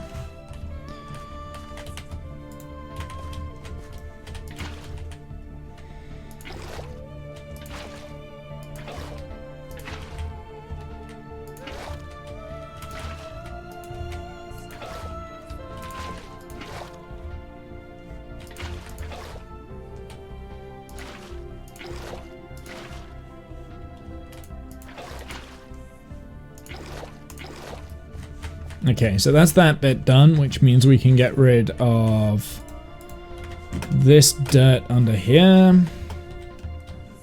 Oh my goodness. There we go.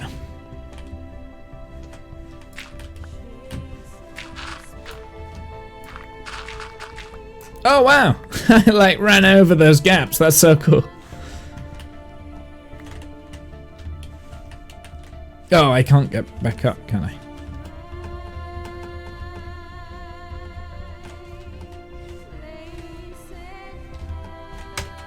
Wait, can I get onto this? No. This? No. It has to be this way. So we are very, very, very nearly there, ready to do... Oops.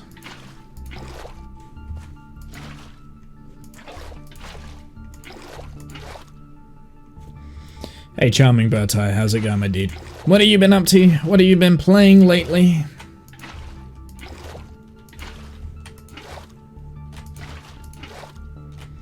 Been doing anything cool?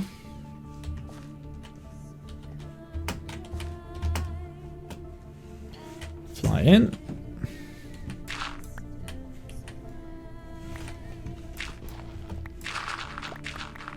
There we go. Oh, that! There was a gap there. Okay, so there's got to be an air pocket or something that isn't working, and I'm guessing that's right here. So we need something there.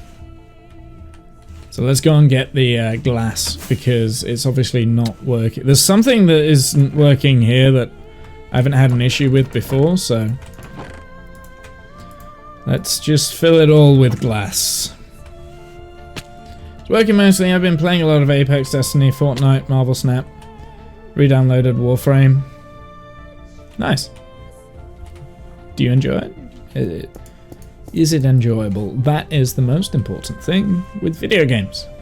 If you're enjoying it, then that's good. Yay, picked up the dirt. Oh, there's lots of dirt like over there as well. I can't afford. Oh. Wait. Do I normally have those? Yeah, I normally have those gaps there. That's so weird. Yeah, I normally have those gaps there. Weird. It will run behind here and get all that picked up. Ah, no. It's overwhelming getting back into it. I have no idea what's going on. I'm going to take some re-acclimatization. Yes.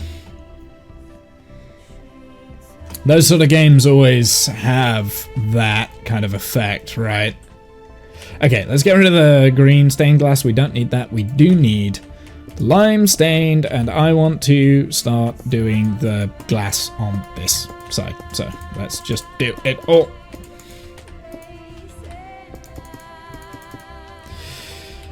Also, every so often, I'm gonna have like kind of this cobbly, stony thing that we're now going into to change over from the deep slate. It's coming along. It's coming. Like it's so weird that, you know, we are now about the halfway mark. And this whole thing, like, this has been like years in the making. We're only halfway. I say years, it's about a year since we started this, I think. Actually, you tell me, go back through all of my VODs that I have on this save and tell me when I started this, because I have a feeling it's... I have a feeling it was a while ago.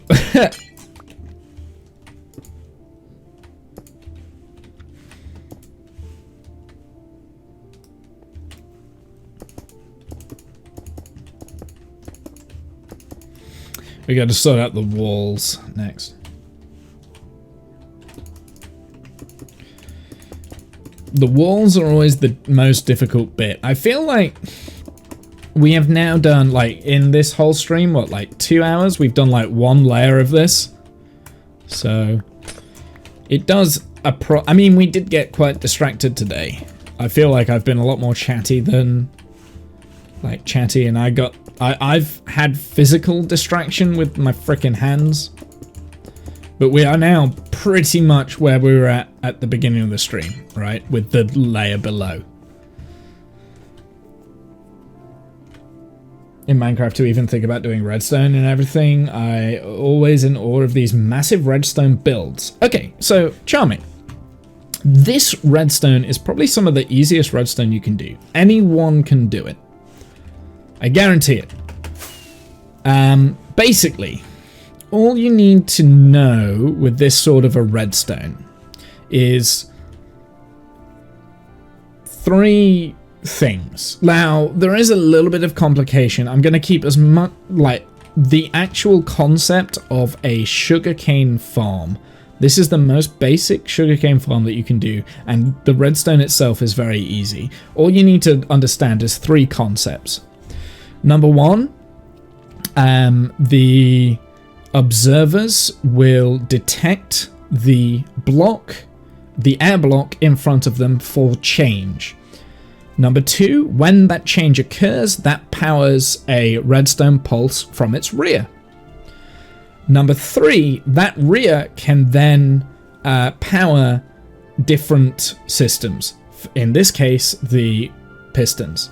So when the sugarcane here grows up to the observer will detect it, it will power off a redstone signal, and that activates all of the pistons on this row. And that's pretty much, it's as simple as that.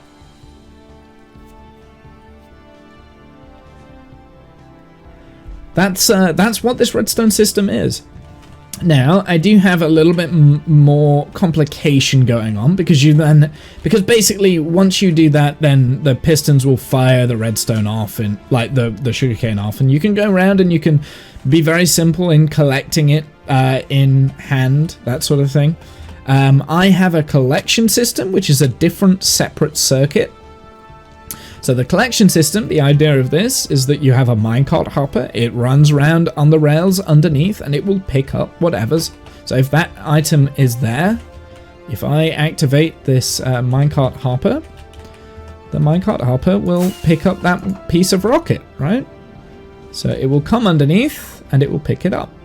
The third piece of redstone that I've got are these detector rails. The detector rails basically turns the lights off as the minecart goes underneath. Actually, the lights are slightly behind it. So there's 3 different circuits that I'm using there, but it is as simple as having pistons push the sugarcane and then have a minecart hopper to collect it. This is not a complicated build. Anyone can do this. I do need to go and pick up that rocket though. There it is, it's down here. Because this is part of the collection system network, but this isn't done yet, so this doesn't work. Now there is a little bit of like complicated redstone in the actual collection system to make it go into its storage. But I mean, you can figure out your own way to do that, you know what I mean?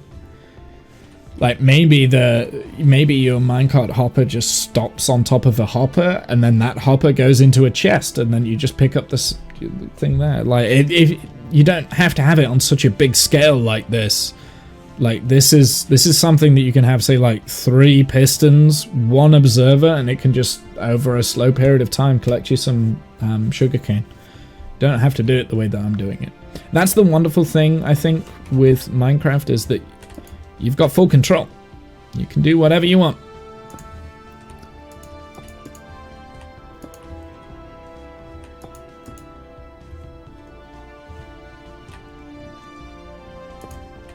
I don't know if I explained that very well, but it made sense in my head.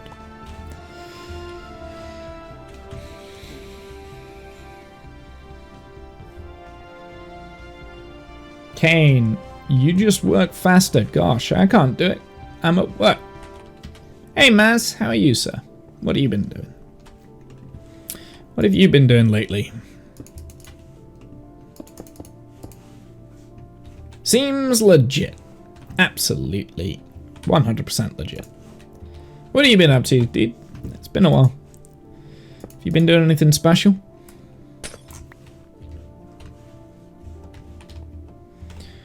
So yeah, the complexity in this build is more the design and the looks, I would say. The actual redstone itself is fairly simple. Right, let's do this wall here. This wall.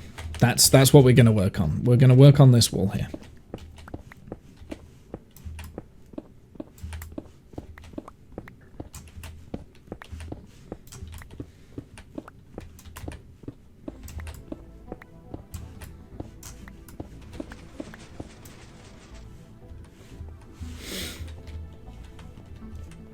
Nothing terribly special. Taking a break from games. I mean, some people would say that that's probably a wise move, you know?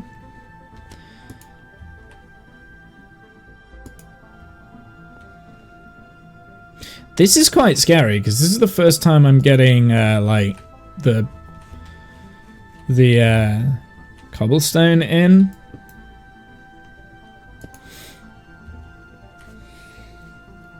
At the moment, I'm working on eating lounge space in the backyard. Ooh, ooh, that sounds quite fun. Sounds like a fun little project.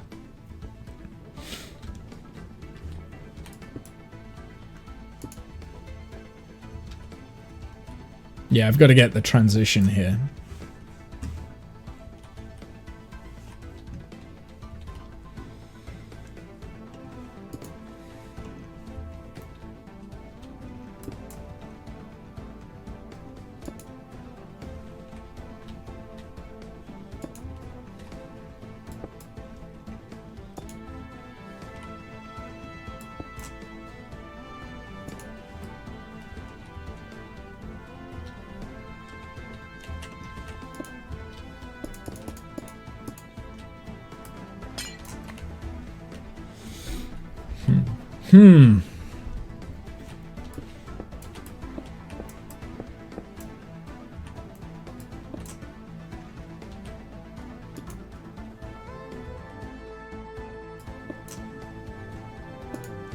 This is the slow process. This is the bit that just is not. It's not going to be quick. Like.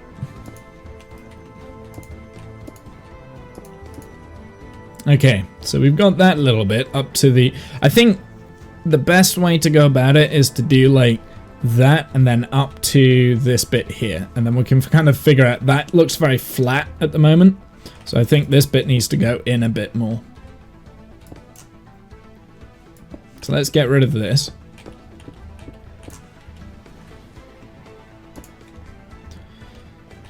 Maybe here is a good spot to kind of like... push the wall in a little bit more. And something else I want to consider through when we get into the cobblestone bit is adding in some mossy cobblestone. So we need to make up a bunch of mossy cobblestone, in fact. It's still very flat.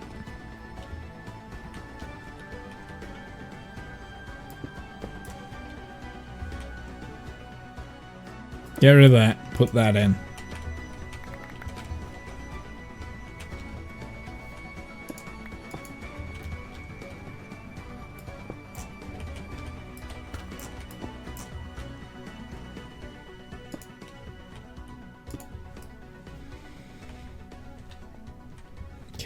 Okay. It's coming along.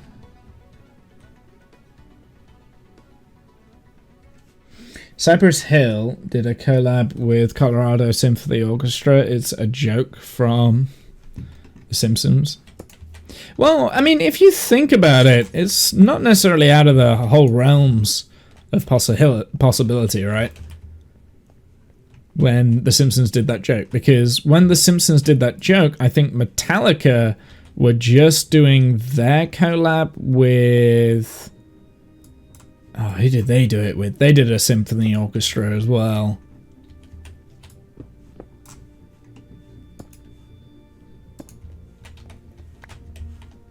Might have been San Francisco, maybe. So it was never outside of the realm of possibility. However, it is still quite funny during.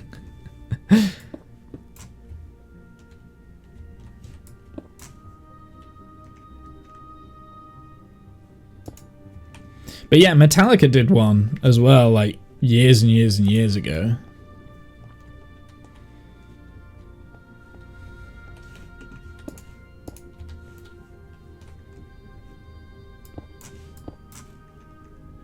I believe it was around about the same time that the Simpsons made that joke. Might have been after. I can't remember. But I know which joke you're on about. I don't want cobblestone there. I want that cobblestone here.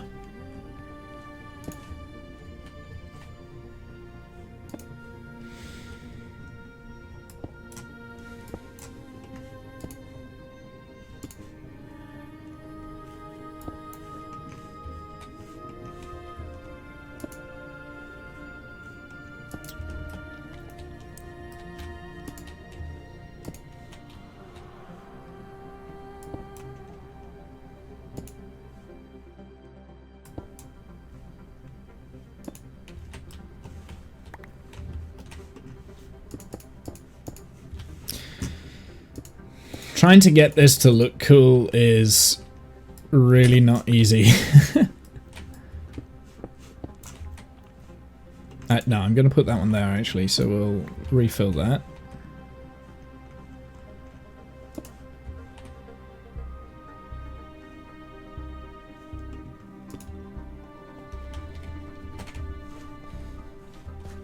I do like the fact that it's with the same orchestra though. Yeah, let's go around to the back of there because that bit is going to potentially be difficult, I think. Oh, we could just fall off, sure.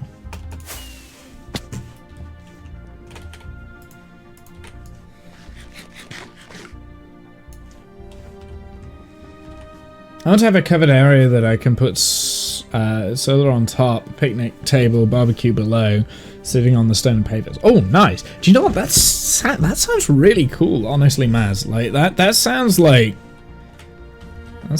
a cool idea. It's the sort of thing that I also wouldn't mind doing, like with my yard garden area, depending on where you live. Like doing something like that, like having a project like that, does definitely appeal to me. A lot of hard work though.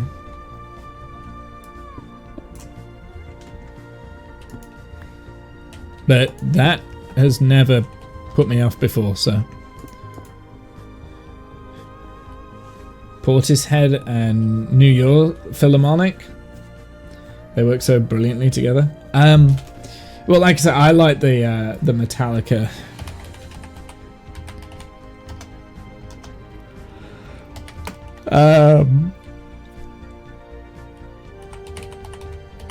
Maybe it was a Philharmonic. I don't think it was a symphony. S&M. San Francisco Symphony. Yeah, it was San Fran. So when did they do that? They did that in 1999. They did that. And that,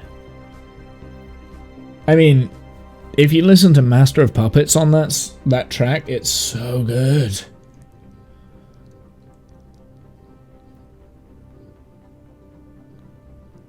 $19.99 when they did that.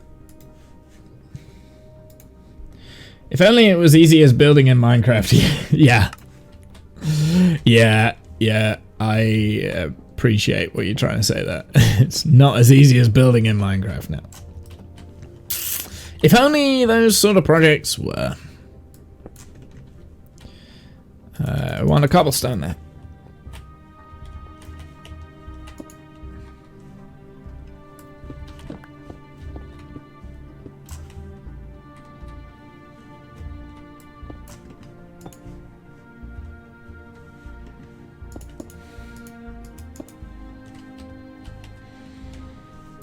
Mind you, I'm doing something I really don't like doing at the moment, and that's losing a bunch of resources, but We've got so much, I think we can spare it. This bit is very, very tedious. Like, this part of the build, like doing the walls, it's the bit that takes the longest time, and it's the bit that's making me burn out with this project a little bit, not gonna lie, not gonna lie. We're gonna have 2 there. Because it's very monotonous, and it's, you know, it's a slow, I think it's more the fact that it's a slow progress.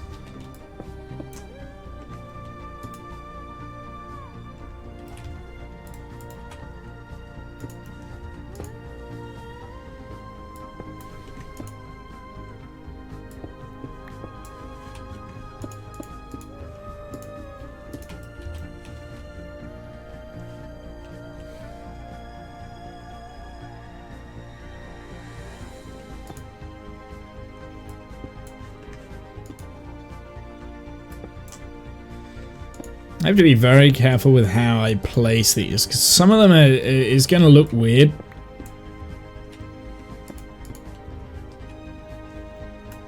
And there's not much I can do about it.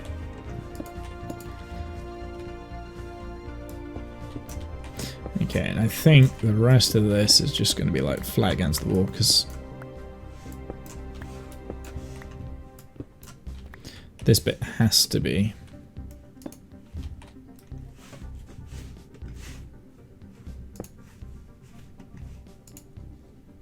Can you not, like, it's only just starting to annoy me, the signs.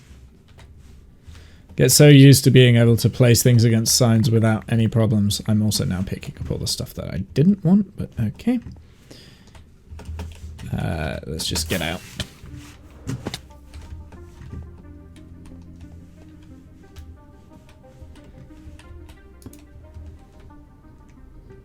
No, I don't want just the normal stone yet.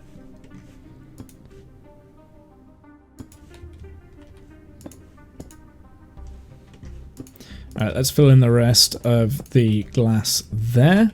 Coolio. And we should probably fill in this part of the glass too. Oh. But actually do it correctly. It'll be fine.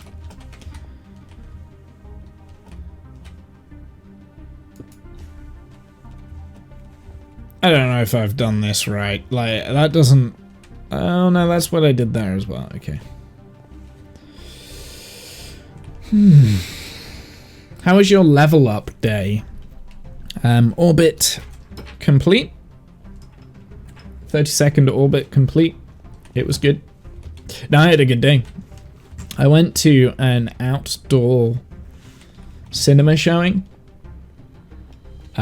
of Harry Potter and the Philosopher's Stone, or the Sorcerer's Stone if you live in America, because you're backwards and you don't know how to, you don't know what a philosopher is, I guess.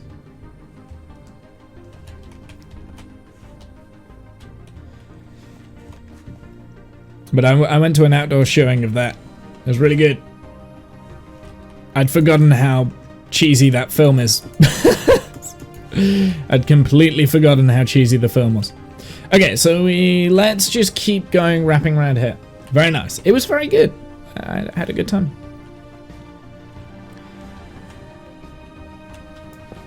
Very enjoyable.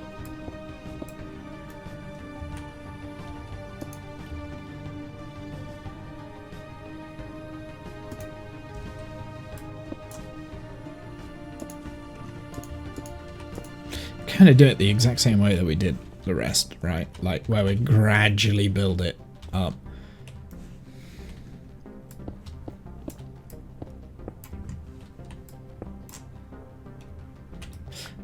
Ah, I see. I've got to do this bit first.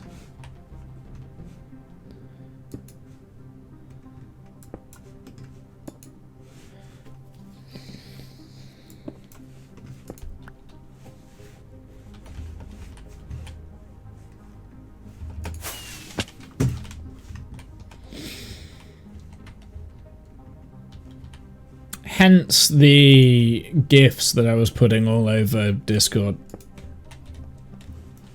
Because I watched the film last night. That's why I was putting those GIFs there.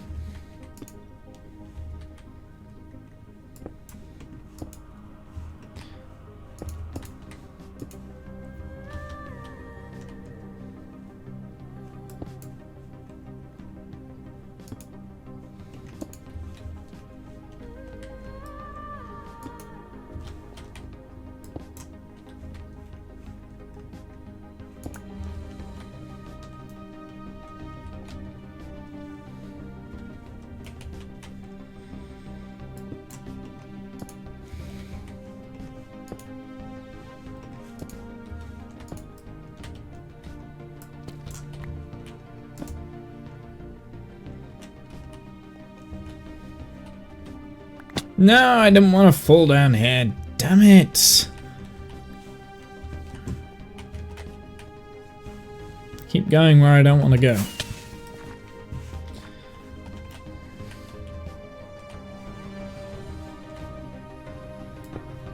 So yeah, I did have a good day yesterday.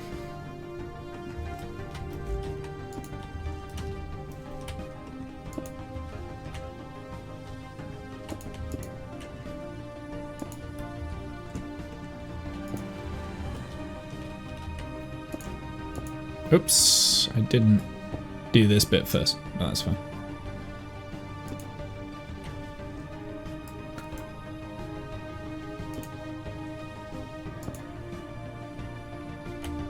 Not that one. Get rid of the water. I don't want to accidentally put a bucket of water down. I just realised I've only got 7 levels, and that looks very suspicious. That looks like I've died recently. I haven't.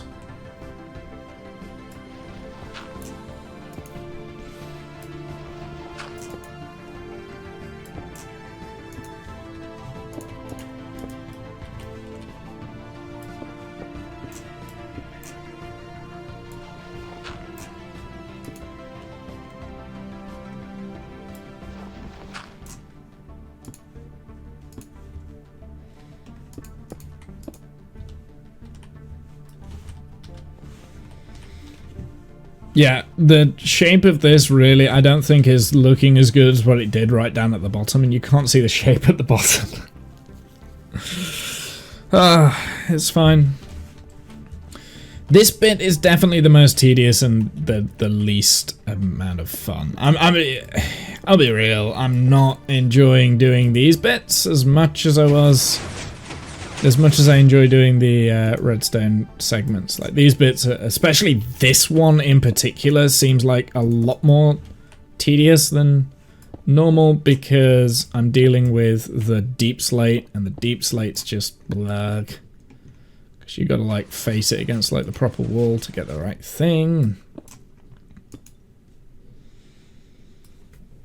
I've only seen the first Harry Potter film once, didn't realise my friend was a fan after the film. I said to him, well, that was a waste of time. Boy, did he give a speech how great it was. It was great for the day. I remember growing up watching that the first time it came out in the cinema. Like, I was 11?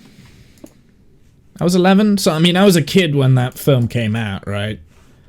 I was the age of Harry Potter when that film came out. And I have spoken about that Harry Potter film in numerous places. I'm not going to repeat them here. And why I like the film. But I'm definitely biased, I think. There's definitely a social bias going on with me in that film. In general, I'm not a huge fan of the Harry Potter films themselves. I much prefer the books. Most importantly, the audiobooks. So the audiobooks themselves, that's kind of what I grew up listening to, I guess. And again, like, well, when the first Harry Potter film came out, JK hadn't actually completed the final book yet, right? So there was a lot of stuff that was going on in the film that hadn't like answers that hadn't been answered in the books, you know. So they were kind of guessing with a lot of stuff. For me, what they did phenomenally well in that film, what Christopher Columbus did in that film, and like the producers and everything like that, was get the casting of the adults right. Child actors, they're always going to be problematic. Now the child actors grew into very good actors themselves, but it was it's the casting of the teachers, of which really shone through. Like some of the teachers didn't, like Snape, like doesn't really get Chris Columbus. Did I say Chris Columbus?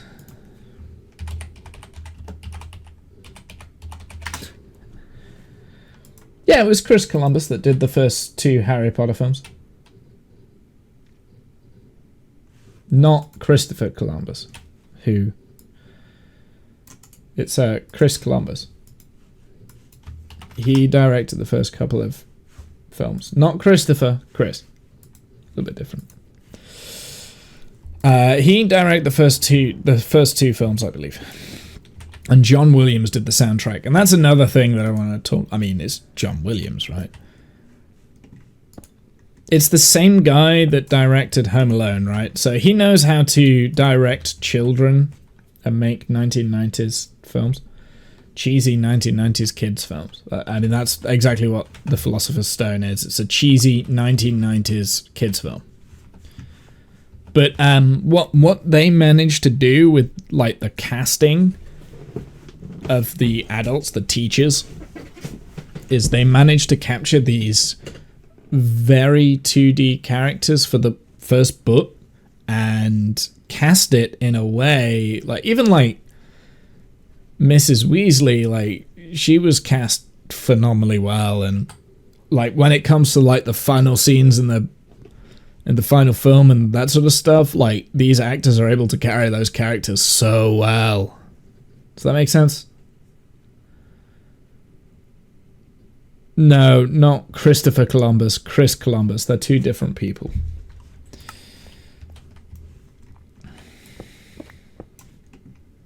Not the Spanish guy that sailed oceans and lived in a boat.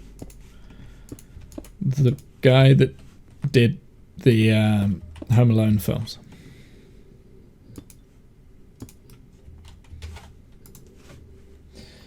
So yeah, no, they're just I don't know. I find those sort of 90s-esque kids films very charming. There's a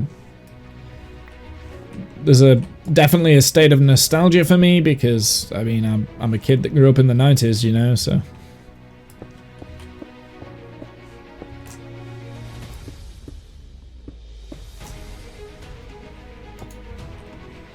So yeah, no, they're not perfect films. They're light entertainment for children. You shouldn't ever judge them as anything other than that. I think that's important.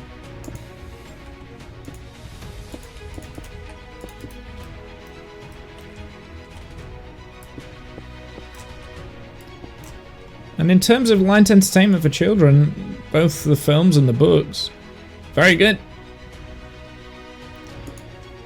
Now, I would say the Harry Potter books are better at capturing the imagination of adults as well. I will fully 100% say that the Harry Potter books are good enough to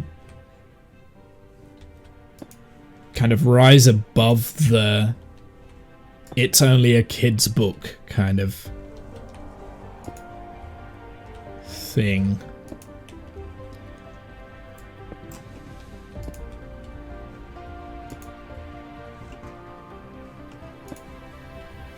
I don't know. I think adults can fully enjoy the books just as well as children. It's not just for children, I think. That's what I'm trying to say. But again, maybe I'm being lost in nostalgia.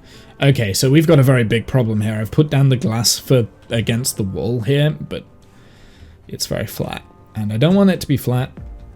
So now we need to reshape everything.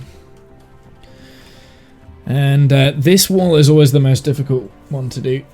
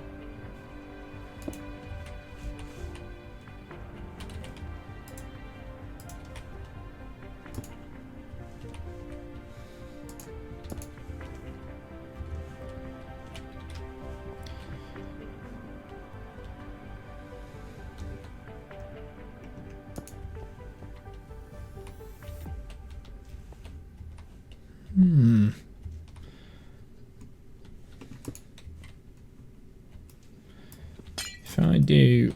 Right, well, first off, we can do that. If I do this, is this going to look weird? And is that going to mess everything up?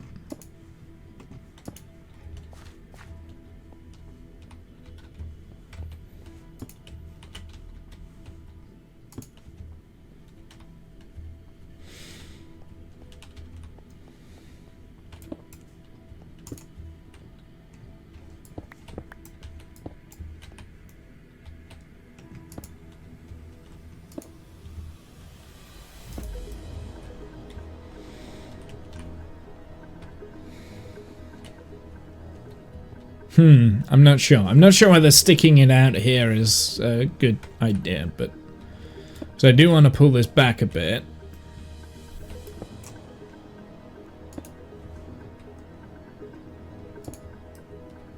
Oh, I don't want to keep using cobblestone on that level, because we've got too much of it.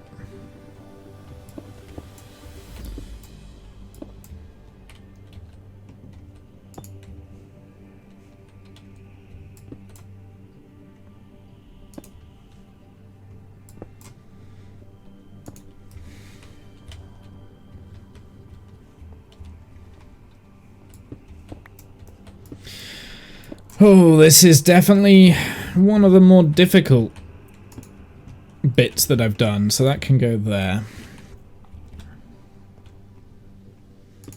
Yeah, it definitely, it doesn't have the same flow that I've been able to eke out of this in the past. Right, let's keep it tight to here.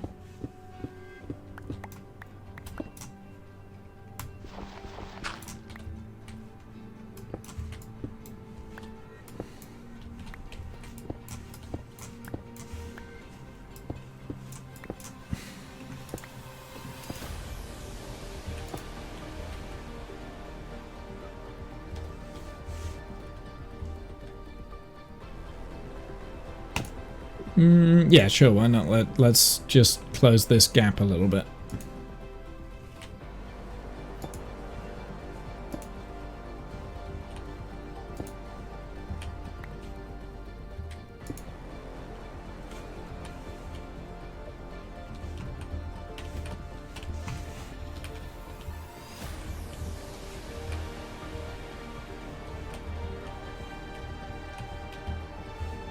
I think it's important to clear all of this.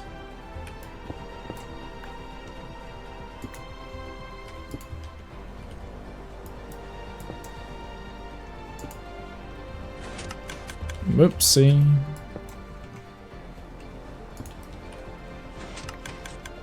Can you not?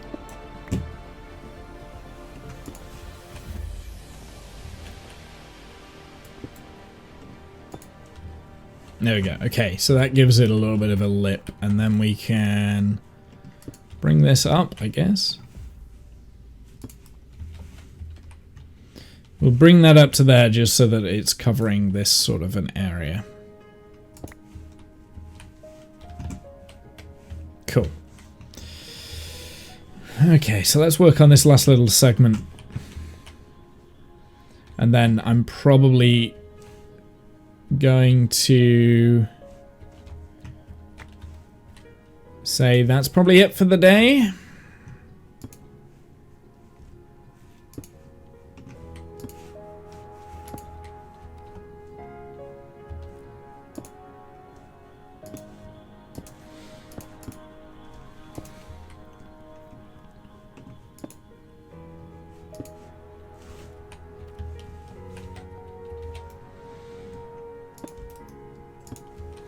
Yeah, I'm gonna have that like completely flat against the wall there. Bring that up, and then this bit can be a little bit closer.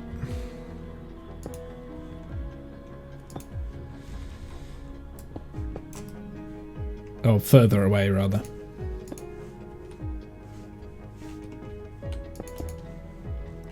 Oh, did I run out of glass? Not quite, but okay. Time to switch to creative section and build a solar pergola for the garden. Pergola?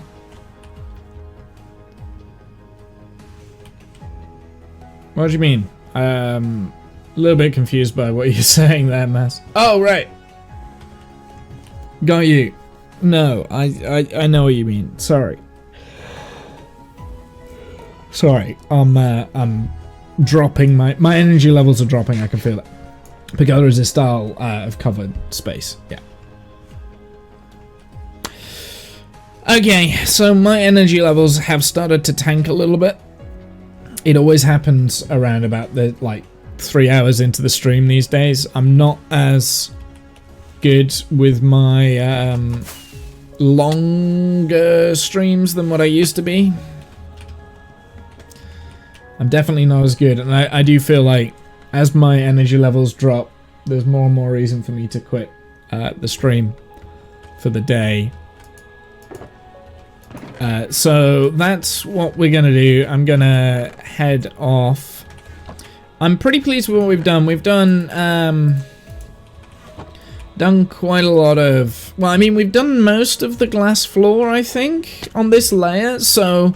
Pretty much we've done an entire segment today in about 3 hours, including decorating and things like that. Because this is about where we were at when we started the stream, if not a little bit further forward. So we've advanced. We've done another layer. Now we have 5 left, I think. 1, 2, 3, 4, and then we need to redo that one. So that one would be 5. Yeah, so we've got 5 layers left. We're getting there. We really are getting there. But it is a slow process. Like, it just is. And I think the reason why it's such a slow process is because... well, for one, I'm streaming, so that's something I need to think about. And also, 2... it's a very monotonous job that I'm doing, and I'm really struggling at the moment to keep myself motivated. I'm not going to lie, but we need to get this done. So hopefully in the next couple of streams, like tomorrow, I'm really hoping I can batten down the hatches and do those 2 layers. That would be, like, finish this layer and then do those 2 layers. That would be amazing. If I can do that tomorrow, that would be great. And then it would be really, like, hitting home stretch kind of soil territory. So, we'll see. Maybe not. Maybe not. Maybe not. But it's always good to be optimistic, right? Like, we are making progress. We are doing it. It is... Progress is happening. It's just a matter of being a little bit more patient with the whole thing. Just a little bit. one layer per hour, do you think? No, it's one layer every 3 hours at the moment. That's kind of like how slow the whole process is. The actual redstone, that takes me like 5 minutes to do. It's the decorating of the wall, because you've got to be really careful, like when you're carving out this wall and replacing it with the new bits. That's the bit that's taking the longest. It's the terraforming. And I'm not even entirely sure why I'm doing the terraforming, because the majority of it you're not going to be able to see because of the fog effect. But do you know what I mean? Like you can't see a lot of what I've done down there because of the fog effect. But we know it's decorated well there. And I think that's the most important, is the fact that we know it is. I mean, if we went into creative, we could see it all and I could show you, but yeah. I think that's probably what's the most demoralizing. I didn't realize how powerful that fog effect was. I can't even really see the bottom now. I can just make out that rail, but there's blackstone underneath that. You can't tell that that's blackstone. Inside of the mind's eye, I know, right? Yawning.